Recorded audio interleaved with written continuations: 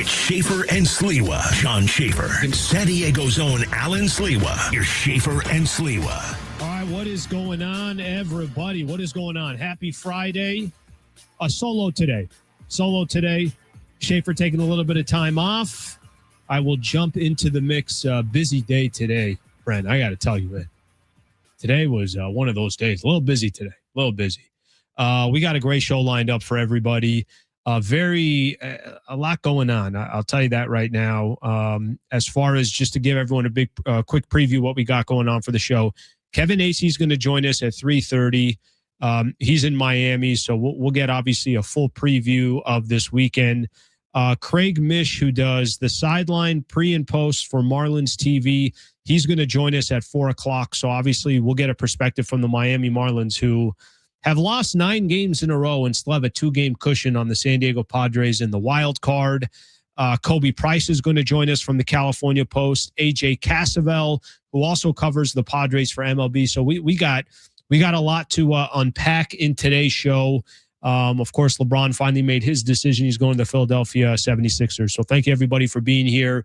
As always, I want you guys to be as active as possible on all our platforms. So if you're listening on radio and you want to talk San Diego Padres baseball, you want to give your thoughts on this final 9-game stretch before the trade deadline, you want to give your thoughts on Mason Miller or Michael King or Adrian Morejon, who all can get potentially moved within the course of the last week and a half, you could do it here. The phone number, 877-767-4760. We got a lot of people also on YouTube.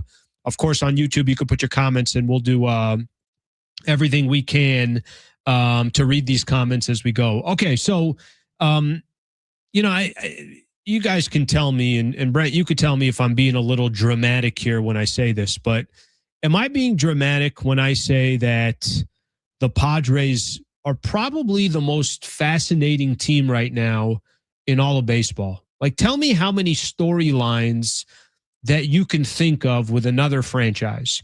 They're trying to win right now. They can't win right now. They got a player in Mason Miller. I got some sound here from Jeff Passan, which we'll play in a little bit, where basically Jeff Passan is saying that the amount of interest around the league is unbelievable on Mason Miller.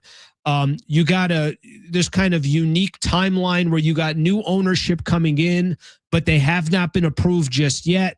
How much impact are they going to have, or how much say are they going to have? You got a president of baseball operations in AJ Preller, who I don't think he understands the word sell in his mind. I think everything is about being aggressive.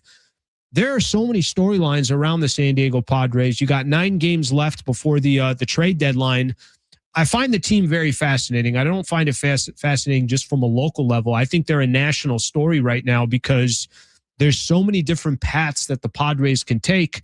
And they also have some unbelievable names that can be a part of the trade market that can completely shift World Series odds around Major League Baseball. I don't know if it's so much that the Padres themselves are a national story as much as a couple pieces that the Padres have that everyone else wants. They're the story. I think it's more, Mason Miller and the rest. ESPN took them off of all their playoff, doing air quotes, playoff lists and all that stuff like a week and a half ago. So I think it's more about Mason Miller and the pieces now on a national level, not so much the team. I think the storyline, here's what I'll tell you that's more, and listen, and again, I could be dramatic here, but I think the part of what makes the Padres so intriguing is AJ Preller. And nobody really kind of has an idea right now or a feel of what AJ Preller is going to do. We know what AJ Preller wants to do, but the Padres are not telling him that they should go out there and they should invest more into this team. Preller said this, on a number of different occasions. I know we've talked about it, but Preller has continued to say that at the end of the day, what the team actually does will dictate how aggressive he is or how aggressive he's not at the deadline. I don't know if I completely believe him in that. And they're going up. We kind of towards the latter part of the show, we brought this up yesterday. I'm going to bring it up again. Do we really believe that these next 9 games should dictate what the San Diego Padres should do?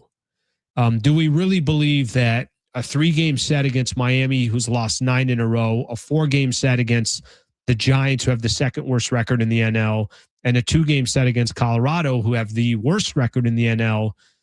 Should that really be the story of how aggressive the Padres should be or not be based on these next 9 games? I have a difficult time believing that. But here's what I will tell you. I'm also somebody who is you want to call it a desperate Padre fan and maybe even a desperate San Diego sports fan. Well, then I would tell you that desperation in me wants to hold on until the absolute end. And it could be a dumb decision and it could come back and haunt the San Diego Padres. But I think there are a lot of people that if you told them, hey, they did go 7-2 in this 9-game, these next 9 games, or they went 6-3, and I think that's kind of pushing a little bit because it means you're just at 500. Or maybe the better way to gauge this is how far are you from an actual wild card spot? Are you now within 2 games by the time you get to the trade deadline, or is it stay at 4 or it's dropped back to 5? But there's a part of me that you're always kind of just asking yourself if you got a shot. And we've seen other teams do it in baseball. And it's not, obviously the NBA where an 8th seed is not going to take down a 1 seed. There's just the odds in other sports is a lot different than I think in baseball. And in baseball, you can have just a phenomenal 2-3 weeks and find yourself backed yourself into a World Series. That happens. And we have a track record of that happening. But obviously the Padres haven't helped themselves very much in many of these situations. So I want to play something here because I think this is fascinating. And this has been the conversation now for about a month. The conversation's been coming up about Mason Miller. Listen to Jeff Passan here, who's talking about what the market is saying about Mason Miller right now. And I think what's going to continue to make this conversation so tough on AJ Preller. Take a listen. The market for Mason Miller is incredible. The question is, do the San Diego Padres, less than a year after acquiring him from the A's, for Leo DeVries, one of the best prospects in all of baseball, want to go and flip him? And if a trade happens, it's because the Padres understand they need controllable starting pitching. And whether it's a team like Seattle or a team like the New York Yankees, they've got a lot of controllable starting pitching that they would gladly give up to get a reliever of Mason Miller's caliber. Is AJ Preller going to get that Godfather deal for Mason Miller where he has to make a decision here that, yes, I get it. I traded for Mason Miller a year ago. I give up DeVries, and I think to myself that I just got somebody under control that's going to be a part of a huge playoff run and in big-time playoff games. And we know kind of Mason Miller has become slowly but surely the face of the San Diego Padres, certainly the only all-star that the Padres have right now. Does he get a deal that pushes him to, obviously go make that happen? A lot of the conversation right now, it's, I read something yesterday from Dennis Lin of The Athletic. You're probably more likely to see a guy like Adrian Morejon. You're probably more likely to see players that are on expiring deals, Ty France, than you are to see a guy like Mason Miller go. But a lot of it also will be dictated on what the market is and what the market says. The other thing I'll say here real quick, and, remember, let's not forget what the Padres are, because I can make a big deal about this series against Miami and the series against Colorado and the series against San Francisco. But let's not forget that we've been saying that for about a month now, how all these series are so incredibly important. But let's not go back a month. Let's just go back over the last week. Since the All-Star break, they're 2-5. They lost a series to the Kansas City Royals, and they lost a series to the Atlanta Braves. Lost 3 of 4 to the Atlanta Braves. They're 2-5 since the All-Star break. If you want to see the San Diego Padres have any hope or be given any shot of letting AJ Preller be aggressive at the trade deadline, I'm looking at a lot of the YouTube comments, and I don't blame anybody that's like, no, don't be aggressive, all that. I don't blame anybody for doing that. It's actually probably more responsible. But doesn't it really kind of start tonight and over these next 3? Don't you have to take 2 of 3 from Miami? Don't you have to basically take that 2-game set against Colorado? Don't you have to take 3 of 4 from the San Francisco Giants in order for AJ Preller to actually sit there and say to himself, yes, this is what I think we're going to do. And yes, we're going to become buyers out there. Because if it's not that, if in these next 9 games, they're 4-5 or 5-4, then we already get our answer. By the way, we probably already have our answer. But if there was ever, and we've been doing it for a month, of this sense of urgency. Imagine this weekend and these next 9 games, what that sense of urgency is. All right. I'm going to look at some of your comments when we come back. I know there's a lot of people on YouTube that I want to read some of those comments. If you want to be a part of the show, 877-767-4760. Kevin Acey coming up at 3:30. Stay right here. This is San Diego Sports 760 live on the iHeartRadio app.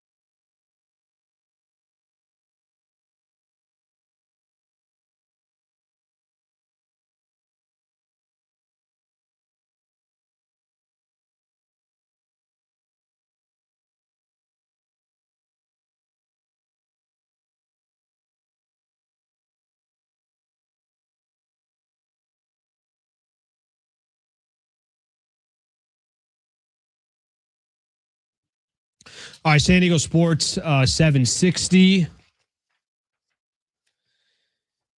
San Diego Sports 760 has 9 chances to win $1,000 every weekday with a bonus Bucks giveaway. That's every hour, 9 a.m. through 5 p.m. Listen for your chance.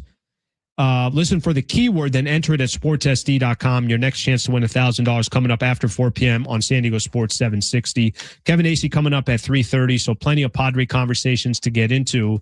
But let me squeeze this in here because the decision finally came. LeBron finally made a decision this morning. We got it. It came down, I don't know, 8:30, 8:40, whatever it was. The one day that I wasn't doing my NBA show live, that one went down at the exact time I would have been doing my show. Just some quick thoughts on that. I think, number one, the fact that he finally made a decision was an accomplishment in itself. Number two, I was shocked. I did not think he was going to the Philadelphia 76ers.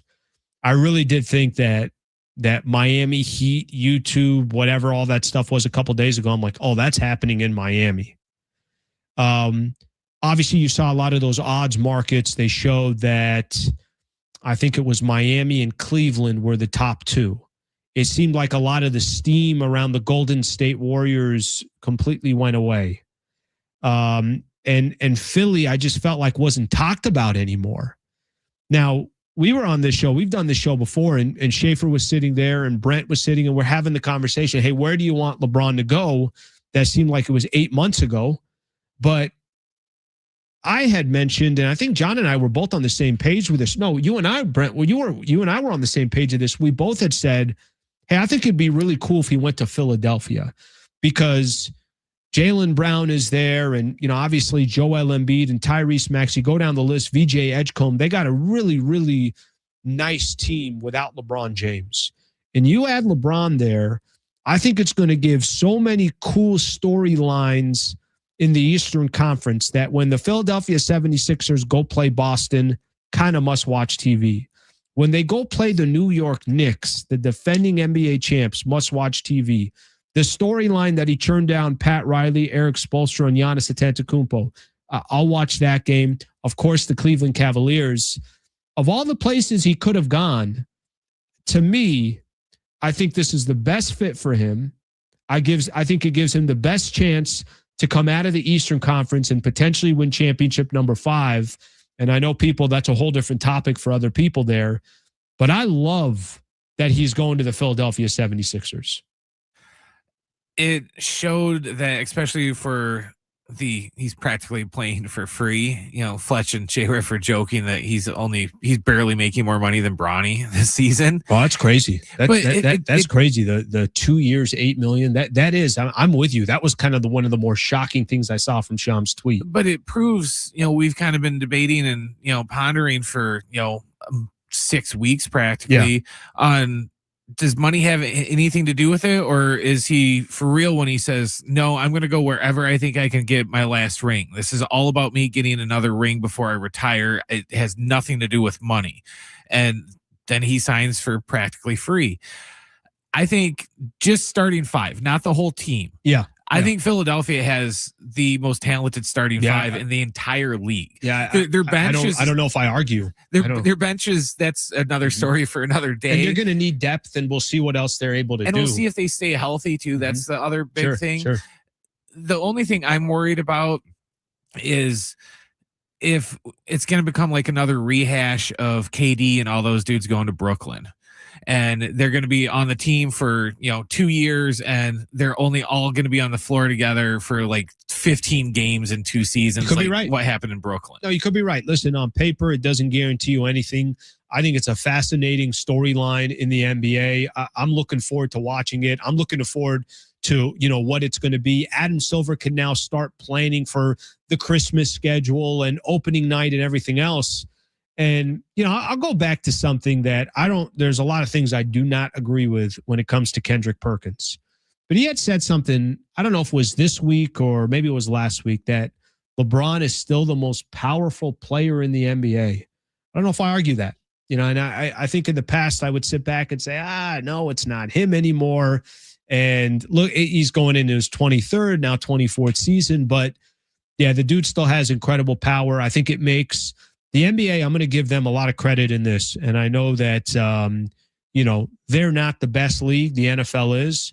But the NBA they have the ability, and maybe it's because of their stars, maybe because there's a lot less players in the NBA that you can recognize them, you know them. Maybe there's just a lot more elements that go into it. But we are sitting on July 24th, and the NBA is still the number one story right now. Is it all going to go away? Yes. Once college and NFL come back, we'll see the NBA back in February once the Super Bowl is over. But I really think that, the storylines have been phenomenal. Now, I'm curious to see what the trickle effect is. It's funny. I was doing a show this morning. I ended up doing a show. And, a lot of my audience in the NBA show that I do, a lot of them obviously Laker fans. It's very specific or very heavy on the Laker front. It was interesting to kind of see the vibe from Laker fans. There was almost this like anger towards LeBron. I'm like, oh, okay. I don't know if I was expecting that. But I think a lot of people were saying like, well, why the hell didn't you just sign with the Lakers for $4 million? Why didn't you just come back to the Lakers at that price point? Of course, we know LeBron was making the absolute max when he was with the Lakers. And I don't have an issue with that. Like, to be honest with you, I know there have been a couple times LeBron has said, hey, I'm willing to take less if you can bring the right player here. I don't know if the Lakers just never brought the right player or LeBron decided, nah, screw that. I'm making this franchise $100 million. You're lucky I'm only getting paid 50. Well, and if it's all about the championship, he's got a better shot in Philadelphia, or at least making it to the finals. I agree with you. He's got, it's the East isn't as deep as the West, even though things have kind of been reshuffled a little bit with Giannis going to Miami, to where I think the East is stronger today than it was last year, but they're still not anywhere close to being as strong as the West. And the West is, obviously it's top heavy, but the two that are, you got real deal. It doesn't get any bigger than the San Antonio Spurs and the Oklahoma City Thunder. The only thing I'll say, Kevin AC coming up at 3:30. Only thing I'll say is, hypothetically, if LeBron said if he never made the announcement he's leaving the Lakers, and it was just I'm going to take a step back, we'll see what I end up doing. If he would have came back to this team that they have now, they need a starting power forward, and they did get a defensive player in Walker Kessler. I do think that he would have fit in really well, but you're still not better than the Thunder. You're still not better than the San Antonio Spurs. Well, I go back to we played a Colin clip. I think it was last week when he was talking about, before you go off into retirement, you want to take it easy and ride off into the sun. And that's when he brought up Philadelphia. I think if he would have stayed with the Lakers, he would have been not on the hook. That's not the right. He would have been responsible for more things in Los Angeles opposed to in Philadelphia. That starting lineup, he's like the fourth option on offense. And he's kind of the guy that's like, hey, I came here, I sacrificed. It's on the other guys. It's not technically on his back. He can sit in Philadelphia and get 15, 8 and 10, every night, and nobody's going to question it and complain that he's not scoring 28 because he's not going to have to do that there. Yeah. All right, Kevin Acee, obviously a very, very busy week for the San Diego Padres. A very, very important, critical 9 games. I feel like I've been saying that for the past 2 months because I have. Kevin Acee, his thoughts on the Padres, the series against Miami. Some, I was getting a chance to read some of the pieces he wrote over the last 24 hours or so. Kind of get an idea on some of the injuries that the Padres have as well. We'll do all that coming up next. Stay right here. Appreciate you guys being a part of the show. San Diego Sports 760 live on the iHeartRadio app.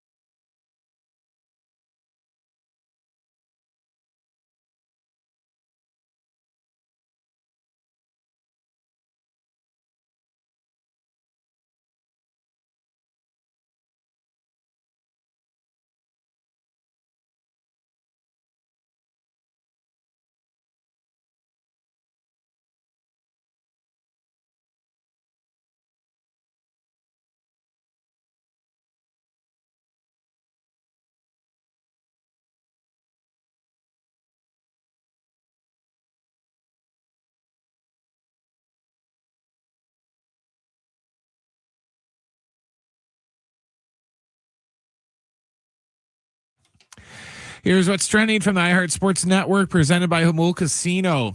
The Padres are in Miami getting set for game 1 of their series against the Marlins. It's going to be Herman Marquez going for the Padres and Ryan Gusto going for the Fish. First pitch tonight is at 4:10. In NBA news, LeBron James has made his decision. He picked the Philadelphia 76ers. James, who will turn 42 in December, is signing a 2-year, $8 million contract with a player option with Philadelphia. In NFL news, CBS NFL analyst and former Cowboys quarterback Tony Romo has been arrested on suspicion of OWI in Wisconsin. According to the Milwaukee County Sheriff's arrest report, Romo performed poorly on a field sobriety test after getting stopped yesterday. Sheriff's officials said Romo was taken into custody, booked, and released. He has a court appearance set for September 21st. Make Sundays your summer escape at Jamul Casino Resort Starlight Pool Parties. Enjoy rooftop views, live DJs, cocktails, cabanas, and poolside vibes all season long. Every Sunday from 11 a.m. to 7 p.m. at Jamul Casino Resort.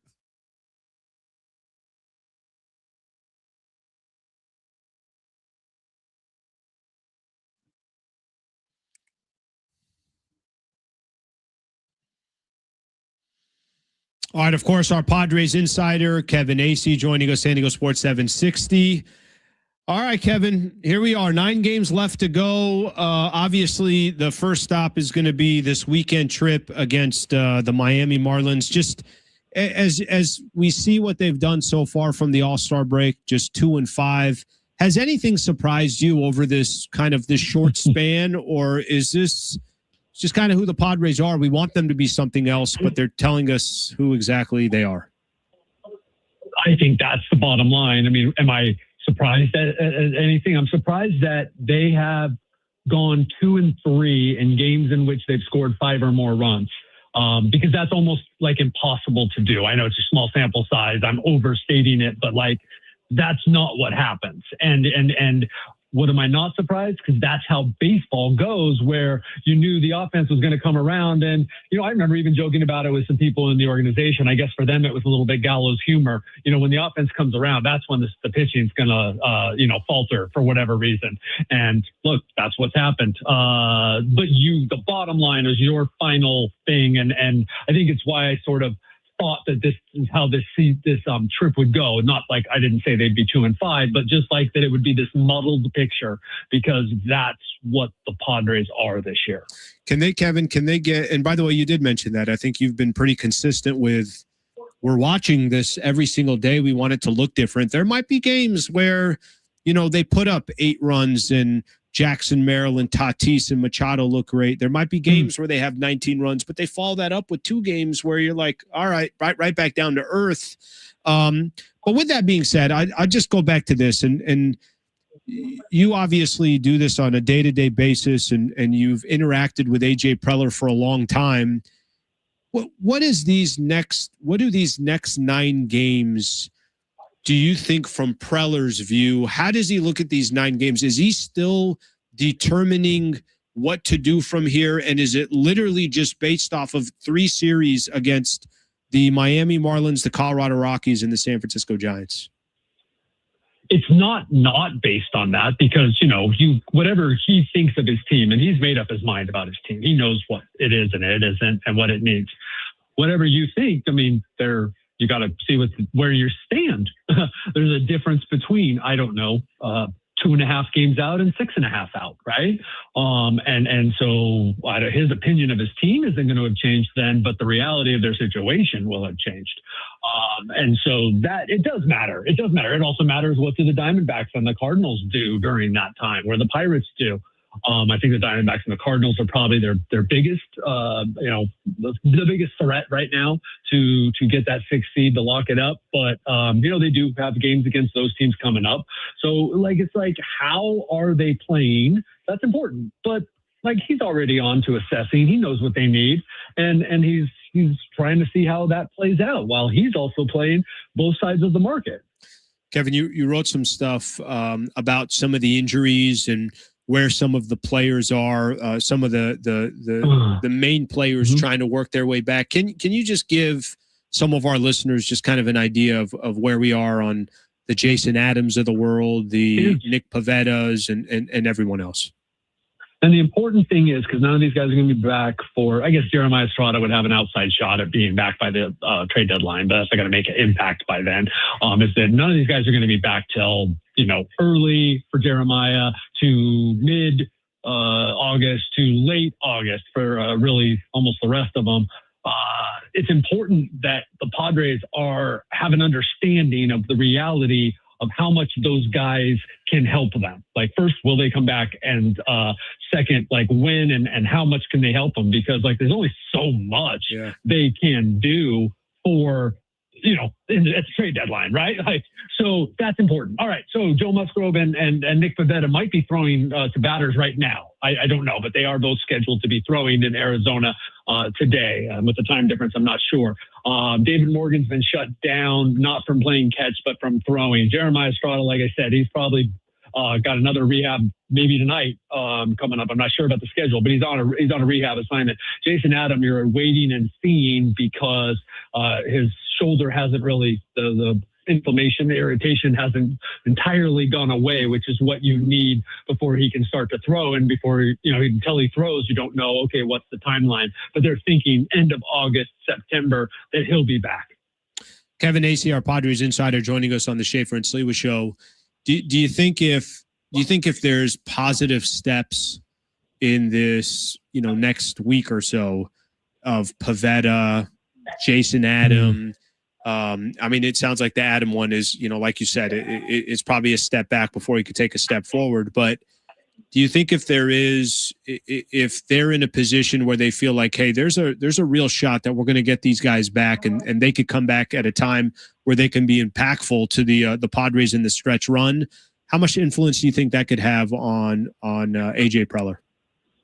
Big time. It's huge. It's being watched basically almost as much as the team, because like I said, like, he knows what he's got with this team. Yeah. Nothing's going to surprise him. So they need two more dependable starting pitchers, at least, right? So can they really add two more? Yeah, sure, maybe. But they need to know, are Nick and Joe, or Nick or Joe, going to, I shouldn't say no, or do they believe, does it look like those guys are going to be able to help them the final month and a half of the season? Because if not, like, that changes the calculus, and I don't have an answer for you. Oh, do you just give up then? But as of right now, they think that one or both of those guys is going to come back and be able to help them and be a playoff starter. Like, that's the kind of caliber you want, right? That's what we're talking about here. And that they need to get one, maybe two other starters if they're really going to be, that team that can make a run into October. Kevin, do you feel like there's been any, I know, obviously we're talking a few days a week, but since Wednesday to sitting here today, has there been any different chatter or something that you think is unique on the Mason Miller front that makes it more or less likely that you think he stays in San Diego? Well, I know that been a couple of reports. I know the Athletic reported that it looks like he'll stay, or that, they're not really leaning that way. And, that really is, that's a good update. That's an update of kind of like it's been all along of someone's going to have to really give them something, because this is what AJ Preller values. Is star players that are impact players. Now, of course, you have to have a lead for Mason Miller to be an impact player, but that's the plan down the road, to have some leads, and also to have a dominant closer. And they're not going to be or the plan is not to be rebuilding next year. If that were the case, then gosh, there's a lot of guys that it'd be a no-brainer to trade. They plan to have use for Mason Miller in 2027 and beyond. And so, it's going to take a lot for them to let go of Mason Miller. It just is. I think it's far more likely. I don't know, far more. It's significantly more likely that Michael King or Adrian Morejon, just because of the fact that they're rentals and that a deal for those guys materializes in some ways is easier or more likely because of the magnitude of a Mason Miller trade. Is it common, Kevin, in just your work around Major League Baseball? Is it common for a general manager of a squad here, basically like, yeah, I'm not moving this guy, but sometimes you just get overwhelmed by an offer and you're like, I don't have a choice here. I have to do it. And I just say that because who knows if AJ Preller he does not want to move Mason Miller, but an offer comes his way that he says, there's nothing I could do about this. I got to move him. Yeah, that's not like AJ, but he hasn't been in that situation. So I can't say that. But I mean, I think that's a little bit of how the Mason Miller how he ended up in San Diego, like, right? Yeah, the Padres blew them away. Like there were other good deals out there, but like they were obviously, I don't know, shopping. That's the other thing about this trade deadline, right? We can use all these terms and what do they really mean? But I mean, yeah, Mason Miller was available, but they weren't looking to trade Mason Miller. The A's thought they were on the come. They're in a crap ass division. Like, they got a lot of young guys they've invested in. They thought, Mason Miller is locked up through 29. It was going to take something to blow him away, and the Padres blew them away. So that happens for sure. I don't know how often that happens. It's not like it's out of the blue, these blockbusters usually. But that one did shock people. And so, look, the fact that they've talked about even listening on Mason Miller, that's what makes it significant because they just got him and it was for a long time. And so the fact that they are even like, hey, yeah, we'll see what the market is for Mason Miller, that's significant. I don't know that it was ever likely that a deal like that came through. Kevin, final one. Appreciate the time as always. Just kind of looking at the big picture over these next 9 games. I know we've if there's one thing that the Padres have not been, they have not been consistent. They haven't been able to string together 5 wins here, 6 of 8, something along those lines. What is it going to take, just from your perspective, when they are playing good baseball and obviously they need to do this over a longer stretch? What is it going to take, you think, before the trade deadline? Is there the competition's going to be in their favor? But I think there's also a lot of teams looking at the Padres saying, well, it's not like the Padres are playing great baseball. Certainly you're not facing top-notch starting pitching, and that's really what it is, man. I mean, you can't be consistent. You just can't, I don't want to bog you down with numbers, but like, that's why I said, to score that many runs in that many games and lose and go 2-3 when you score in 5 runs on this trip it's preposterous, man.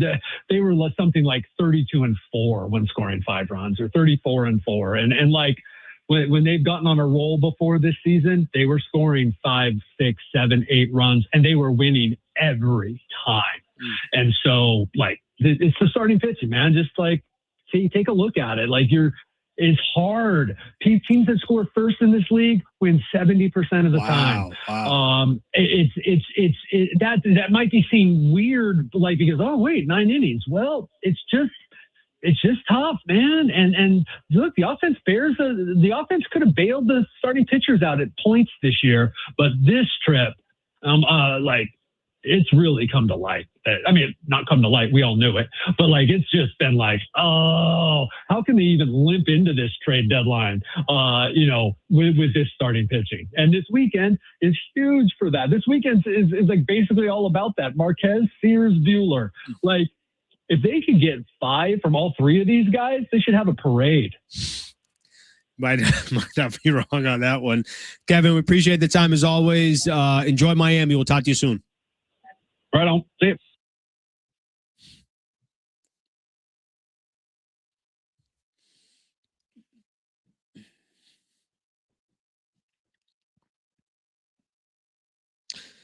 He's so right on that starting pitching. You got no shot of winning consistently if you can't get anything out of your starters, and the Padres haven't been able to. Maybe they're able to this weekend against Miami.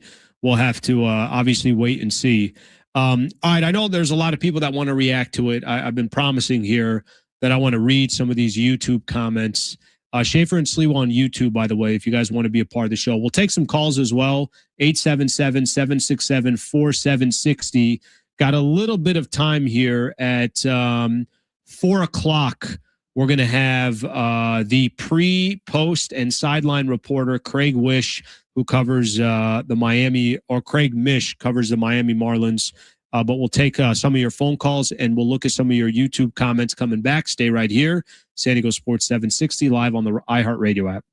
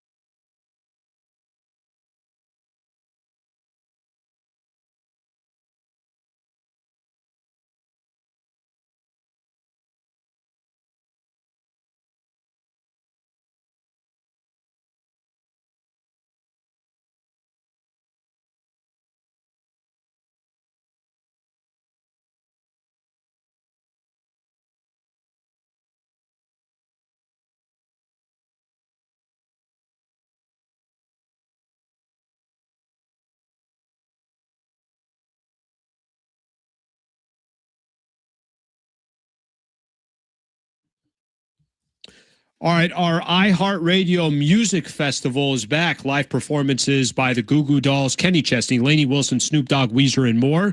September 18th and 19th at T-Mobile Arena in Las Vegas. 2 nights, 1 stage. Now's your chance to buy tickets at AXS.com. Get them now before they sell out. Craig Mish, who covers the Miami Marlins, who have lost 9 games in a row and still have a 2-game cushion on your San Diego Padres, is going to join us here top of the hour at 4:00. And we'll get kind of a, preview this series coming up. What happened to Miami? What are the highs and the lows here? How we got to this spot? I did say I'll take some calls and I'm going to read some YouTube comments. Let me read a couple comments here. And I know we got a couple calls on hold, so stay with me here for a quick second.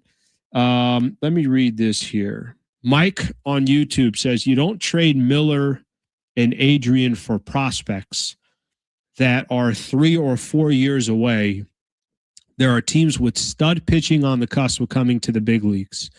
Basically saying that, the Padres are not in a position right now. Unless, look, I can be sold. If you told me tomorrow they're going into full rebuild mode, I know I don't want it. I know I want to see the Padres competing for a playoff spot. But if you told me they can clean up some of these, these just awful salaries that they have, I'm interested. I mean, I'll at least listen. But I get this. Hey, if you're trading guys like Mason Miller, Adrian Morejon, Miller and Morejon are completely different. Adrian Morejon is an absolute freaking stud, but he's a free agent by the time this season's done. Mason Miller is under control for 3 more years after this year. So both guys are they're not apples to apples, but I know what you're saying. If you're going to trade these guys, get prospects that are basically ready for the big leagues. That's Mike there on YouTube. See another here. I had a couple starred here. Everyone inside the Padres organization, even some pundits. Let's see. Heyman are saying Miller isn't getting moved and the Padres want to buy. I honestly don't know what to believe anymore. I saw something on Sports Illustrated a little bit earlier today. It says, according to MLB insiders, Will Salmon, Patrick Mooney, and Kate Woo of the Athletic, rivals believe that Preller is dreaming of going after Skubal. Even with the odds going against the Padres' chance to land the ace, Preller can never be counted out. I don't know what the hell to believe anymore. I mean, how would they even get him? Like, as we sit here today, I know that might have been a conversation 2 months ago when the Padres were, still in the conversation, even in the NL West, but not at this point. Definitely not at this point. Let's take a quick call here. Ricky, what's going on, brother? You're on San Diego Sports 760. Hey, thanks, guys. Hey, first a comment, then a discussion point. Okay. Comment is the last 5 years of Miguel Cabrera's contract, the Detroit Tigers had a .441 winning percentage. I don't hear that being talked about.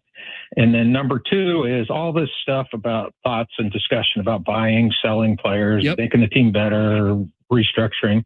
That's all moot. We're talking about a $3.9 billion sale here, right?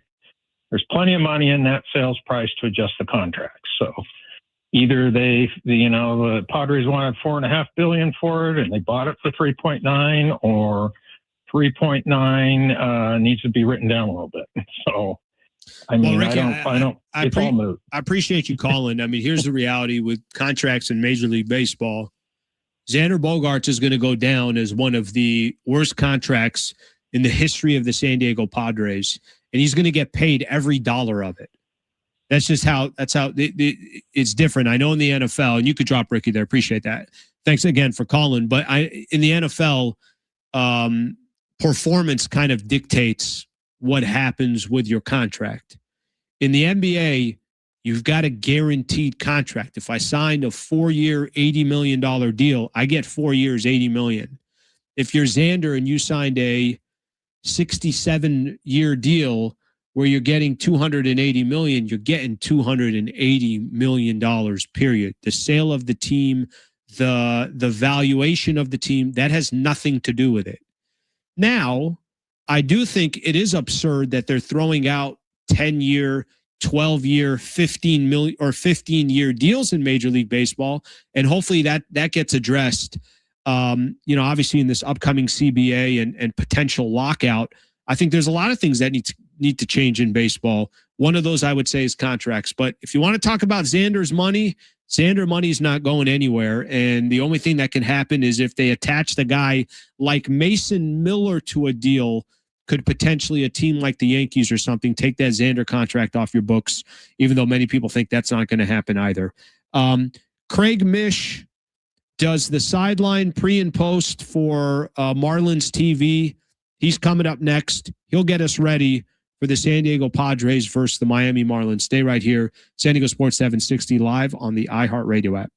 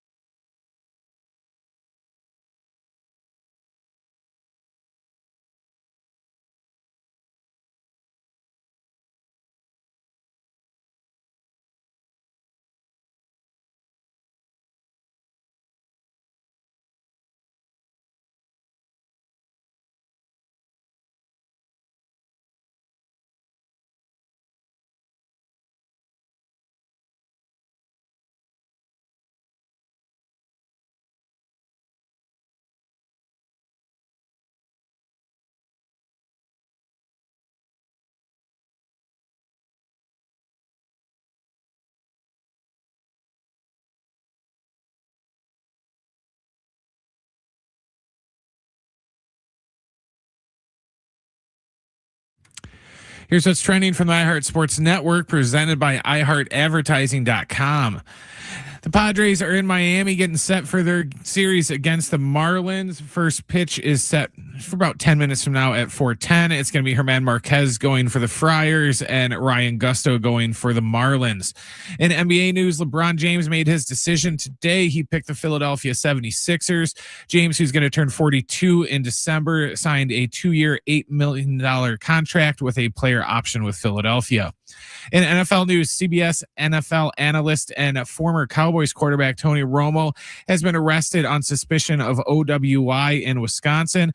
According to the Milwaukee County Sheriff's arrest report, Romo performed poorly on field sobriety tests after getting stopped yesterday. Sheriff's officials said Romo was taken into custody, booked, and released. He has a court appearance set for September 21st.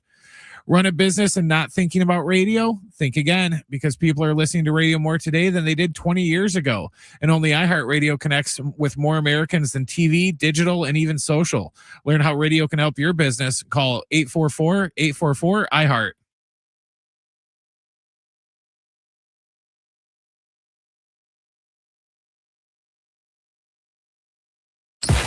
Previously on Schaefer and Sliwa. Am I being dramatic when I say that the Padres are probably the most fascinating team right now in all of baseball? They're trying to win right now. They can't win right now. They got a player in Mason Miller. The amount of interest around the league is unbelievable on Mason Miller. This kind of unique timeline where you got new ownership coming in, but they have not been approved just yet. A president of baseball operations in AJ Preller, who I don't think he understands the word sell in his mind. I think everything is about being aggressive. Live from the San Diego Sports 760 studios, it's Schaefer and Sliwa. All right, welcome back to the Schaefer and Sliwa show. Padres, obviously, a critical 3-game set against the Miami Marlins. I want to welcome in Craig Mish, who does some sideline, does pre and post on Marlins TV. Craig, thank you for the time, brother. Appreciate you coming on. Sure, no problem. Pivotal for the Marlins too. Feels like pivotal for half the league, honestly, at this point. Yeah, I don't know what's going on. I mean, we're sitting here, we're previewing this game and this series as if it's a World Series or a battle of the National League Championship. Okay, so help us understand what's going on in Miami. I mean, I could tell you that there's a lot of headaches in San Diego, but the Marlins were rolling. The Marlins were, looking like one of the hottest teams in all of baseball. And here they are now, getting ready to play the San Diego Padres, and they've lost 9 games in a row. Explain maybe the roller coaster for Padre fans who haven't got a chance to see Miami this year. Yeah, I'm a little stunned. I did not see this coming. I thought that the Marlins had turned the corner significantly on the season. They had the best record in baseball through June the 1st and even still into July. And then right before the All-Star break, they hit the speed bump and they welcomed Cleveland in here. And this was, by the way, right after sweeping Seattle. And then Cleveland really handed it to them. But, we really didn't think anything of it. And then all of a sudden they go on the road and they drop 6 straight games, a lot of close games, but they do lose the ball. And the Padres are no stranger to that too. So, they've played much better at home than they have on the road. That's like the low-lying fruit. But, I just think maybe in your heart of hearts here, my heart of hearts following the club, maybe they just simply weren't as good as they were playing in June and July. But I also think they certainly are not a team that should be losing 9 games in a row. So little regression, I think, coming back to 500, positive run differential, still having a good season overall. But yeah, they've hit a big clunker spot here in the on the schedule. How does Miami? How do they view their position in the wild card? I'll just give you an example. And Miami's got I think 2 games out of a wild card spot, and the Padres would kill to be 2 games out. They're 4 games out. But in San Diego, this is kind of the team is they need to be a playoff team. They got these just crazy contracts, players that are aging. How aggressive AJ Preller has been in the past when it comes to trade deadlines. So there is this just unbelievable urgency over this next 9-game stretch. What's the vibe in Miami and just the importance of being a wild card team? Well, I do think the two franchises are in very different spots. Like Miami does not have to pay a Bogarts for the next 6 years at $33 million, or Manny Machado the next 7 years, $30 million. Like those things don't exist. Craig, do you here. have to bring that up? I mean, even you guys are talking about that out there. Well, I mean, we're all aware of it. I mean, it does exist. And listen, it's not to say. I mean, look, this is the worst season Manny's ever had. I knew him when he grew up here in South Florida, and Xander certainly hasn't worked out to the way that they thought. But look, Miami's the 1 year contracts that Miami's had this year certainly have not worked out thus far. They signed Pete Fairbanks at $13 million for 1 year. He hasn't done a good job. They cut Chris Paddock, who you guys know very well, earlier in the year too. So everybody has their warts over the course of the season.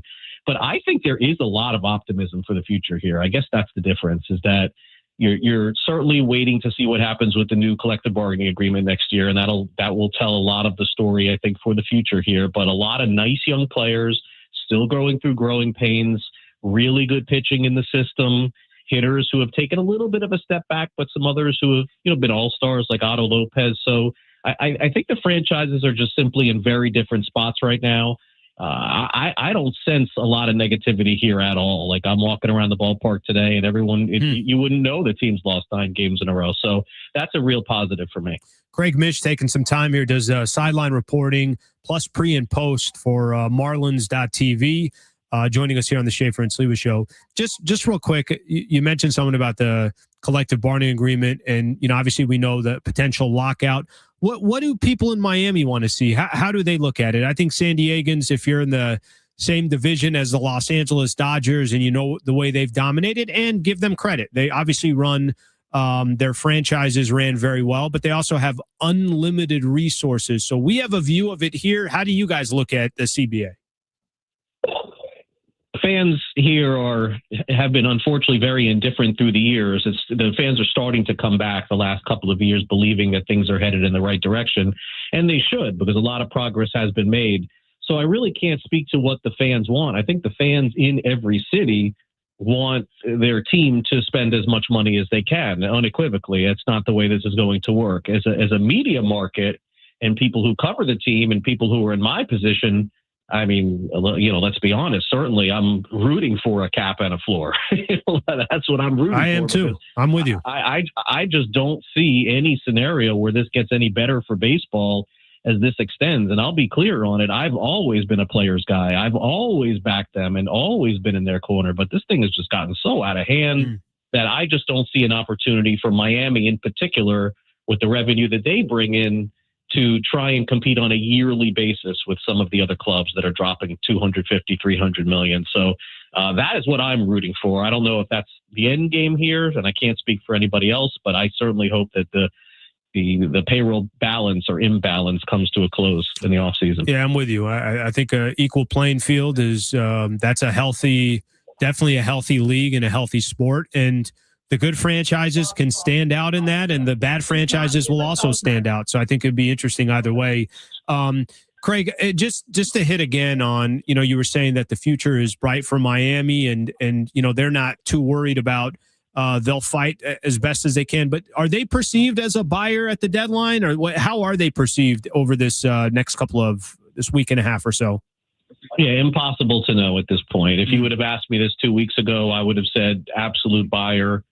Now, I think that they are probably taking a closer look internally and saying, I mean, look, here's the difference, is that if they're fighting for a division title with Atlanta and Philadelphia, I personally think at that point they got to push the chips in. You're talking about home games in your home park, which they haven't had since 2003. Got to try for that. Yeah, that's a long time. So now we're looking at just simply, well, you never know. I mean, look, Cleveland won 10 games in September, won the division, but realistically speaking, you're probably looking at a wild card appearance. I still think if Miami is in it, they could make moves, but I find it hard pressed that they're going to trade prospects and some of their farm system that they've been building back up to get rentals for the rest of the season. I don't see that. Now, maybe it's a scenario where they're taking on, a bad money contract for the rest of the year because they can. And that may be the scenario that they play out here. But I don't see Miami making any major moves, prospect moves, to get players for just this season. These guys are pretty feisty, though. You never know. They may trade a player who's on their big league team this year for a prospect for the future. Marlins operate like that. And, it's kind of the Tampa Bay model, is play for now, play for the future. Craig, just looking at this weekend set against the San Diego Padres, when the Marlins, this kind of help us preview this what San Diegans can expect here this weekend. But when Miami's at their best, what's it look like? When Miami's struggling, what does that look like? Certainly, Miami does not have the slug that the Padres do. Padres have been very hit or miss with that, but I would think that the Padres going in, he would think that they have more slug and more power than the Marlins, especially with Tatis and Machado and some of the other guys. But when the Marlins, if they are able to put 5-6 runs up, I think their pitching is going to hold. But that's been the issue. Now, during this run where they were scoring a bunch of runs in June and July, it really didn't matter. They were getting the pitching and they were getting the slug. But, the pitching matchups, to me, outside of Yuri Perez, who will pitch this weekend for Miami, I don't see any dominant factor this weekend for either team pitching. So maybe we will get a bunch of runs here at Lone Depot this weekend. We'll see. Final one for me, Craig, and I appreciate you joining the show here and great insight on this series coming up against Miami. You look at the San Diego Padres and 1.11 games over 500. They're now 3 games below 500 and 4 games out of a wild card spot. When you look at them, and I know you're not covering them on a day-to-day basis, would you be selling if you're the San Diego Padres right now? There is a little bit of desperation. Nobody knows if this window is closed or they can, keep it open for a little bit longer. But if you're AJ Preller, are you holding on to some of these assets and trying to add, or are you trying to go out there and say, let me start building for the future again? Well, he's never done it. So I don't think that he will this year either. Now, maybe that role will be given to him if the Padres are 7 games under 500 in a week. Yeah, at that point, there's really nothing to talk about. But provided they're 2 or 3 games out and 2 or 3 games under 500, AJ Preller has always added. So I would guess that, the foot goes on the pedal again. It's really amazing how good a job he's done identifying and developing prospects, because it feels like he trades them all every year and then still comes back for more. But I like guys like Mason Miller. Like, I don't see it. I see the Padres at the very worst standing pat and just seeing if they can get on a hot run at the end of the year. At least that's my view. Great insight, Craig. Thank you for the time. We greatly appreciate it. Of course. Thanks for having me. All right. That is Craig Mish as we get ready for the San Diego Padres taking on the Miami Marlins this weekend. You heard him right there. He would be holding on to Mason Miller. We'll react to all that coming up next. Stay right here. Schaefer and Sliwa Show, San Diego Sports 760, live on the iHeart 60, live on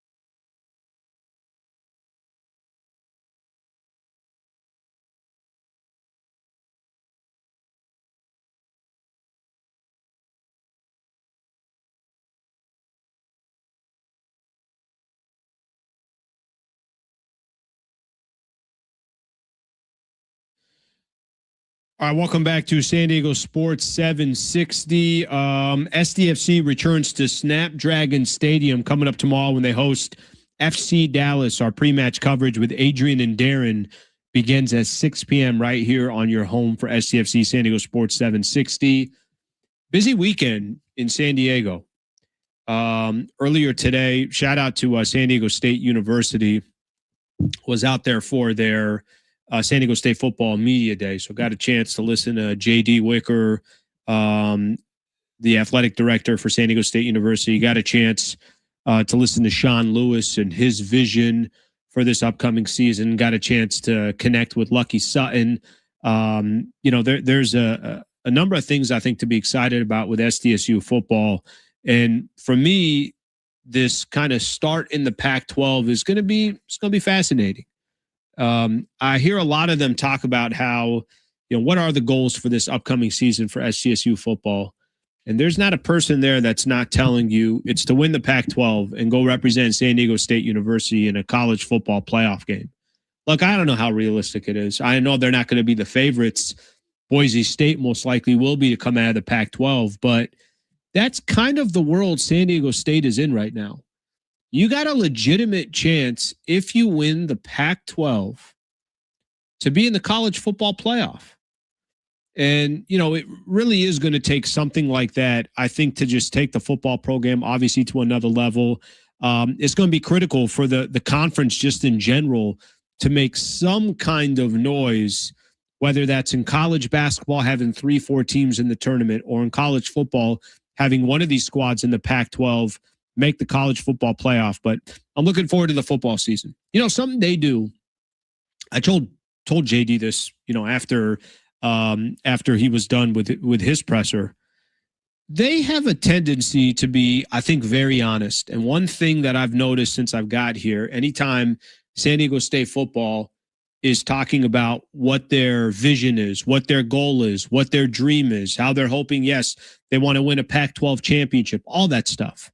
But one thing that they always say is Snapdragon's got to be sold out. And if it's not 35,000, it's got to look sold out.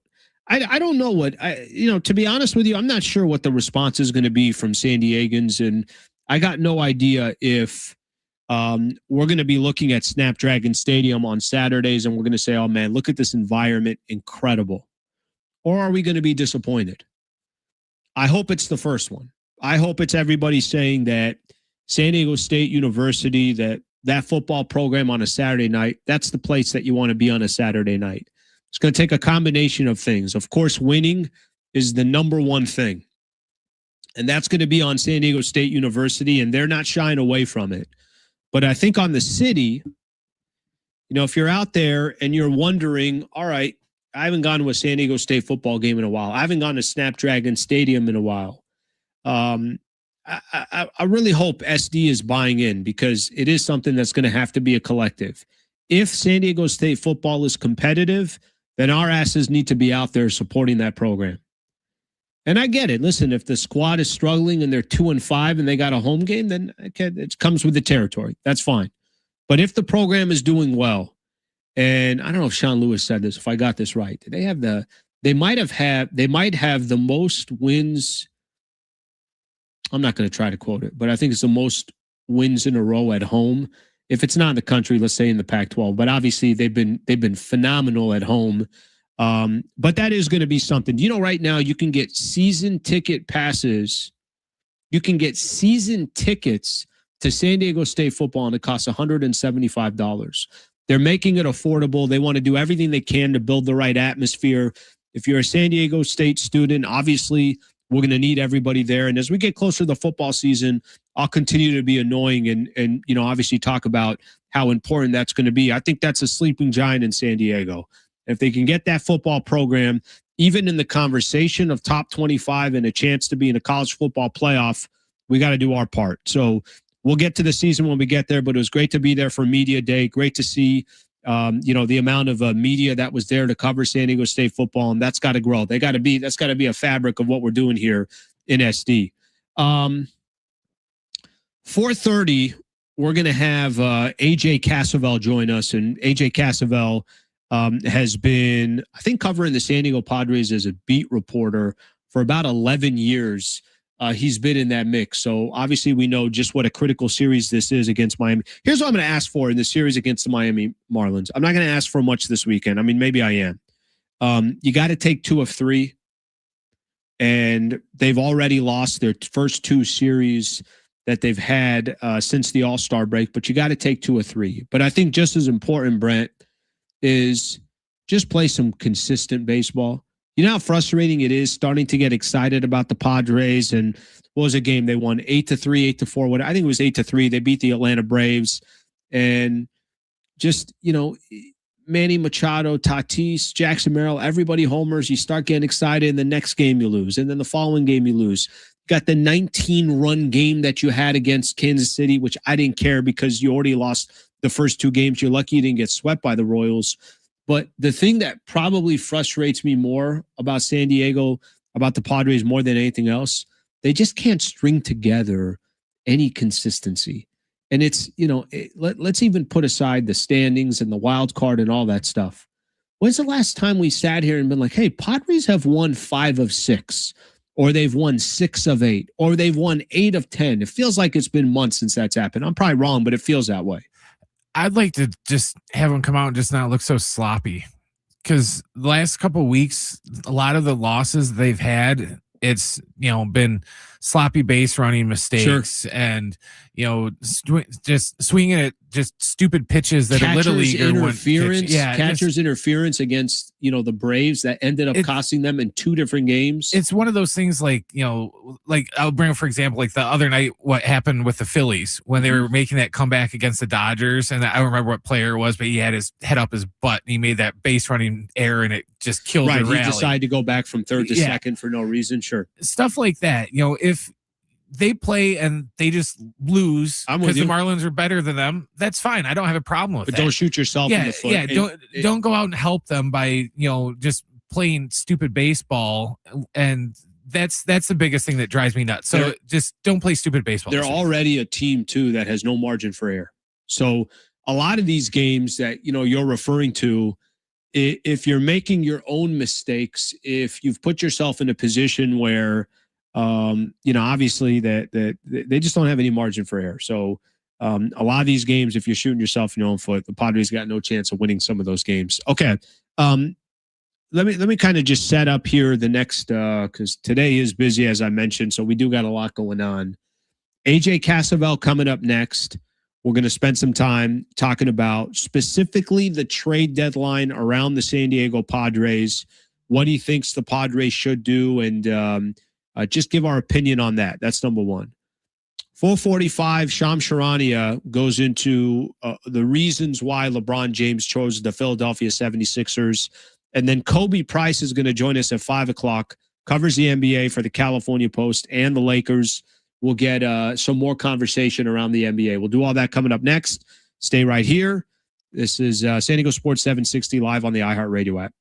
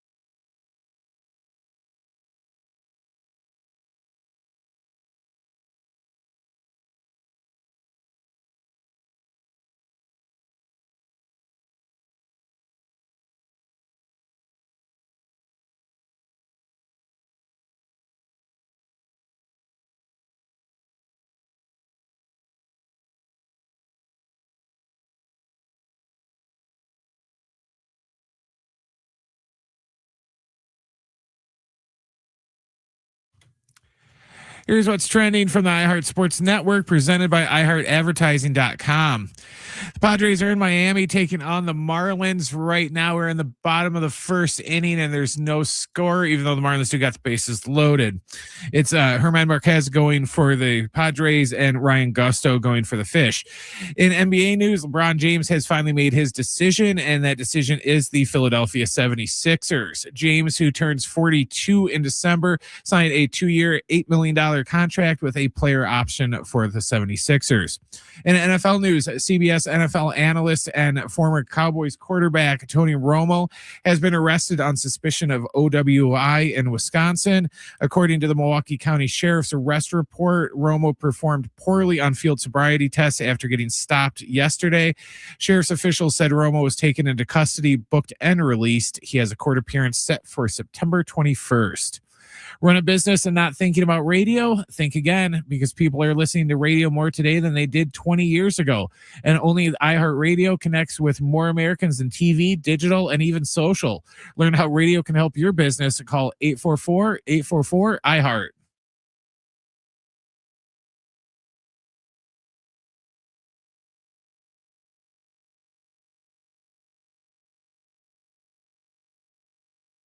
All right, welcome back to San Diego Sports 760. Want to welcome in AJ Cassavell, 18th season, a part of MLB.com, 11th season as a beat reporter covering the San Diego Padres. Nice enough to take some time. AJ, how are you? I'm doing great. Looking forward to what I would say is the biggest Padres Marlins series in history. Is that a bold thing to say? No. I think that's what we've got starting tonight. I think you're right there. I don't know if we would have said that before the season started, but you're right. There's a lot at stake here. Let me actually just start with that. I mean, you got a Marlins team that's lost 9 games in a row. Padres 2-5 since the All-Star break. Do you look at just the situation that the Padres are in 9 games before the trade deadline? Do you feel like you're still trying to figure something out with this team, or do you feel like you know exactly what they are? And it's just a matter of, all right, we're going to get to the trade deadline and AJ Preller is going to make a decision based off of information he doesn't have yet, or he already has all the information that he needs? I think he has the information on what the team is. Like, we know, and the offense has been a lot better lately, so you can look at the offense and say, like, maybe you're still trying to decipher what caliber of offense this is. It's been a top 10 offense in baseball since the middle of June, after being the worst offense in baseball for the first 2.5 months. I think the information they're looking for is just the record and the standings. So, like, these 9 games, like, we kind of know what the Padres are. They're a team with a rotation that doesn't have enough arms, and they're a team with an offense that has a pretty high ceiling but hasn't reached it very often this season. We know those things. Now, if they're in the playoff mix, you can add a bat, you can add 2 starters, and you can say all of a sudden that's a contender, but you don't do that if you're 4 games out like they are now. So I think what these 9 games are about, it's not about assessing the Padres and sizing them up and who they have. It's about where they end up on August 3rd in the National League wildcard picture. Because right now where they are, you'd have to say they're probably selling. But they have 3 series against teams they could beat, frankly, maybe should beat, and that could change. AJ, based off of that, do you think there's and again, I'm not asking if hey, this is the number that they need to see in order to say, hey, we're buying or we're selling, but do you think that they are kind of sitting there in their war room and saying, all right, if we're within 3 games of a wild card spot, we're going to take our chances. We don't think the teams in front of us are all that great either. Or if that number is, if we're 4 back, if by the time we get to the deadline, they're sitting exactly where they are, 4 back from wild card, do you think there's a set number of, all right, based off of this, we'll make our decision off of that? I think it's more flexible than that. Like, it could be 3, but then the market is just such a seller's market where you're getting an unbelievable price or something for Adrian Morejon, and all of a sudden that becomes the more appealing option. Or it could be 3 and you've got a deal. Maybe it's 3, but you're only behind 1 team or 2 teams instead of having to jump the current 5 teams that they have to.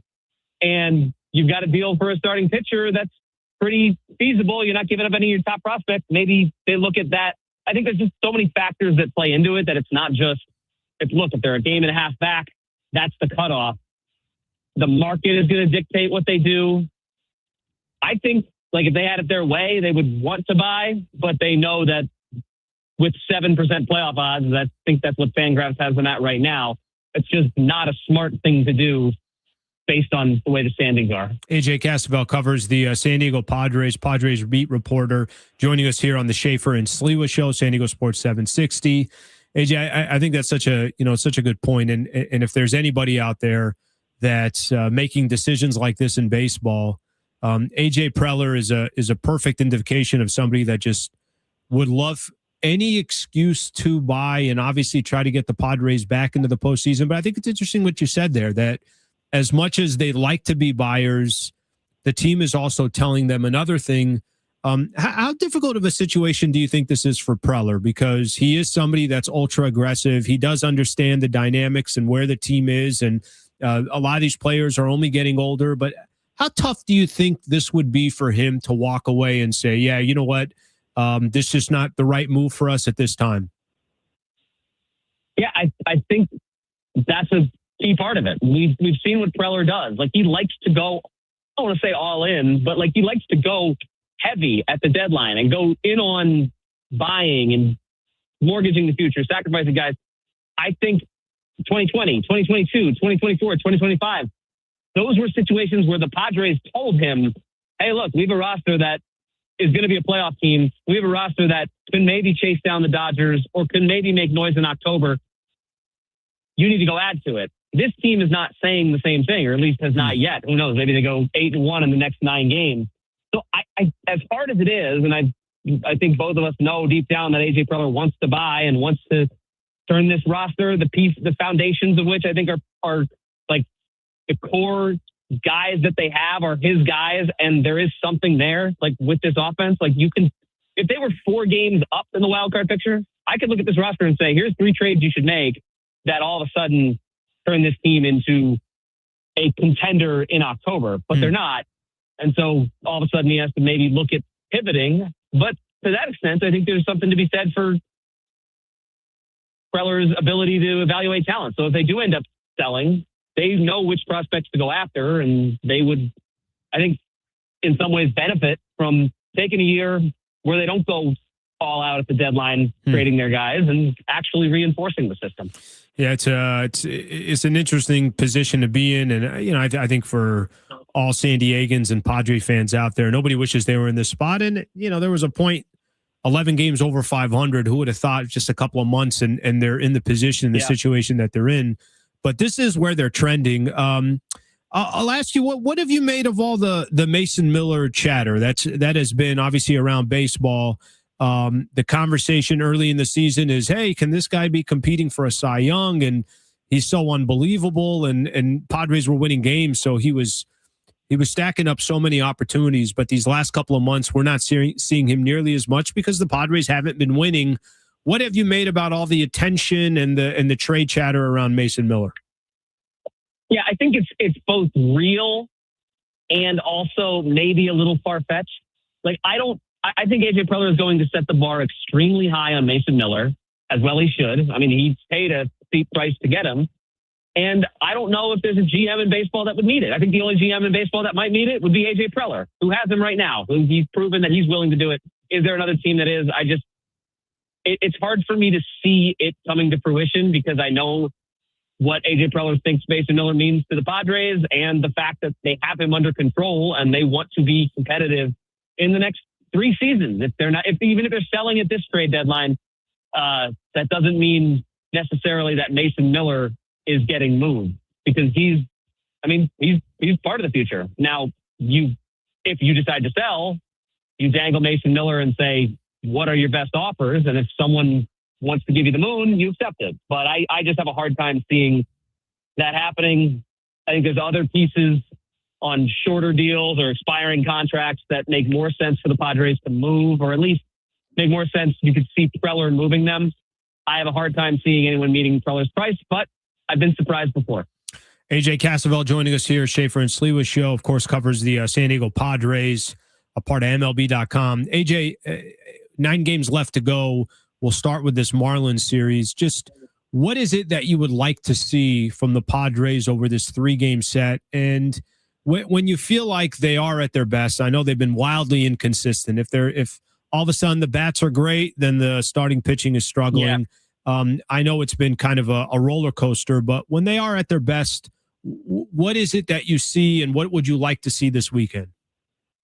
Yeah, I think two things. The first one, by far and away, is just wins. I know that's like simple, but like they need to put themselves in position to buy. Like they need these wins. These are, I mean, you can say that all the games count the same. That's sure, that's true. But like this game in theory could count for more, because if this series, if the Padres go 3-0 and end up buying, like this can count for wins in October or in August and September. If you can win this weekend and set yourself up as buyers. If that's the way they're viewing it, I don't know. But these are important games. Now, what I would say number two is because we talked about it already. We know what this team is, generally speaking. The second thing I want to see is just more length from the starting pitching. The bullpen has gotten some slack lately for some not great performances, frankly. I think Kansas City and Atlanta. The bullpen has been so overworked from these starters not covering the length that they should. It's not a great rotation. We know that. We know it needs reinforcements if the Padres are going to contend. But can you go five? And we've seen that a couple times from JP Sears and Walker Buehler. Can you give the bullpen a chance where they're not just kind of beaten down in a stretch where they're playing a lot of games in a lot of days? I just want to see more from the starting pitchers, even if it's 5 innings, 3 runs. Like, you're giving your team a chance to win. The Padres rotation hasn't done enough of that in this stretch, and I think that's why they've been, I think, the worst record in the National League in the last couple months. That's what it comes down to, because the offense has kind of started to carry its weight. AJ, final one for you, and appreciate the time as always. Tatis, Machado, just the way they've been able to turn things around. Have you noticed anything? I mean, even getting a conversation to talk to these guys, is there even their vibe, their energy, just anything that you've noticed? I'm not even talking about on the baseball field, but just from the perspective of, again, I guess I'll go to the energy piece of it. Does it feel different? Does it look different? How have they been able to change things around? Yeah, Machado, no, it doesn't look all that different. He's just so even keel all the time that when he's hitting 180 and he tells you it's going to be all right. I mean, I've been around him long enough, and I had my doubts this season, but like he wasn't wrong. Like, he's starting to hit like Manny Machado again. Tatis, I think it's pretty clear he was pressing in that first part of the season, and I don't want to say he wasn't enjoying baseball, but like when he hadn't homered and he was really struggling OPS around 600, like it was wearing on him, and I think he just came to the realization, like, I don't need to hit homers. I can be a super valuable and useful leadoff man by getting on base, by running the bases, by playing incredible right field. And I think he kind of settled into that groove. And then all of a sudden he's hitting homers. Now he's made some swing tweaks. That's part of it. But like, I think the biggest part is he just kind of accepted, like, I don't need to be searching for this. Let me just go out and play baseball. And that's been the biggest thing for me, to kind of turn him back into Fernando Tatis Jr., who now is hitting home runs kind of in bunches. So, I mean, that's been fun to see. AJ, great stuff, brother. Appreciate the insight. Will be an interesting next 9 games for the San Diego Padres, and greatly appreciate you coming on the show. Yeah, thanks for having me. All right, that is AJ Cassavell right there. Phenomenal job. Great to have him on the show. And like I mentioned, his insight, as good as it is, anyone in the market. When we come back, we'll react to what AJ Cassavell had to say. Some interesting stuff, some wrinkles there that we can get into. Stay right here. San Diego Sports 760, live on the iHeartRadio app.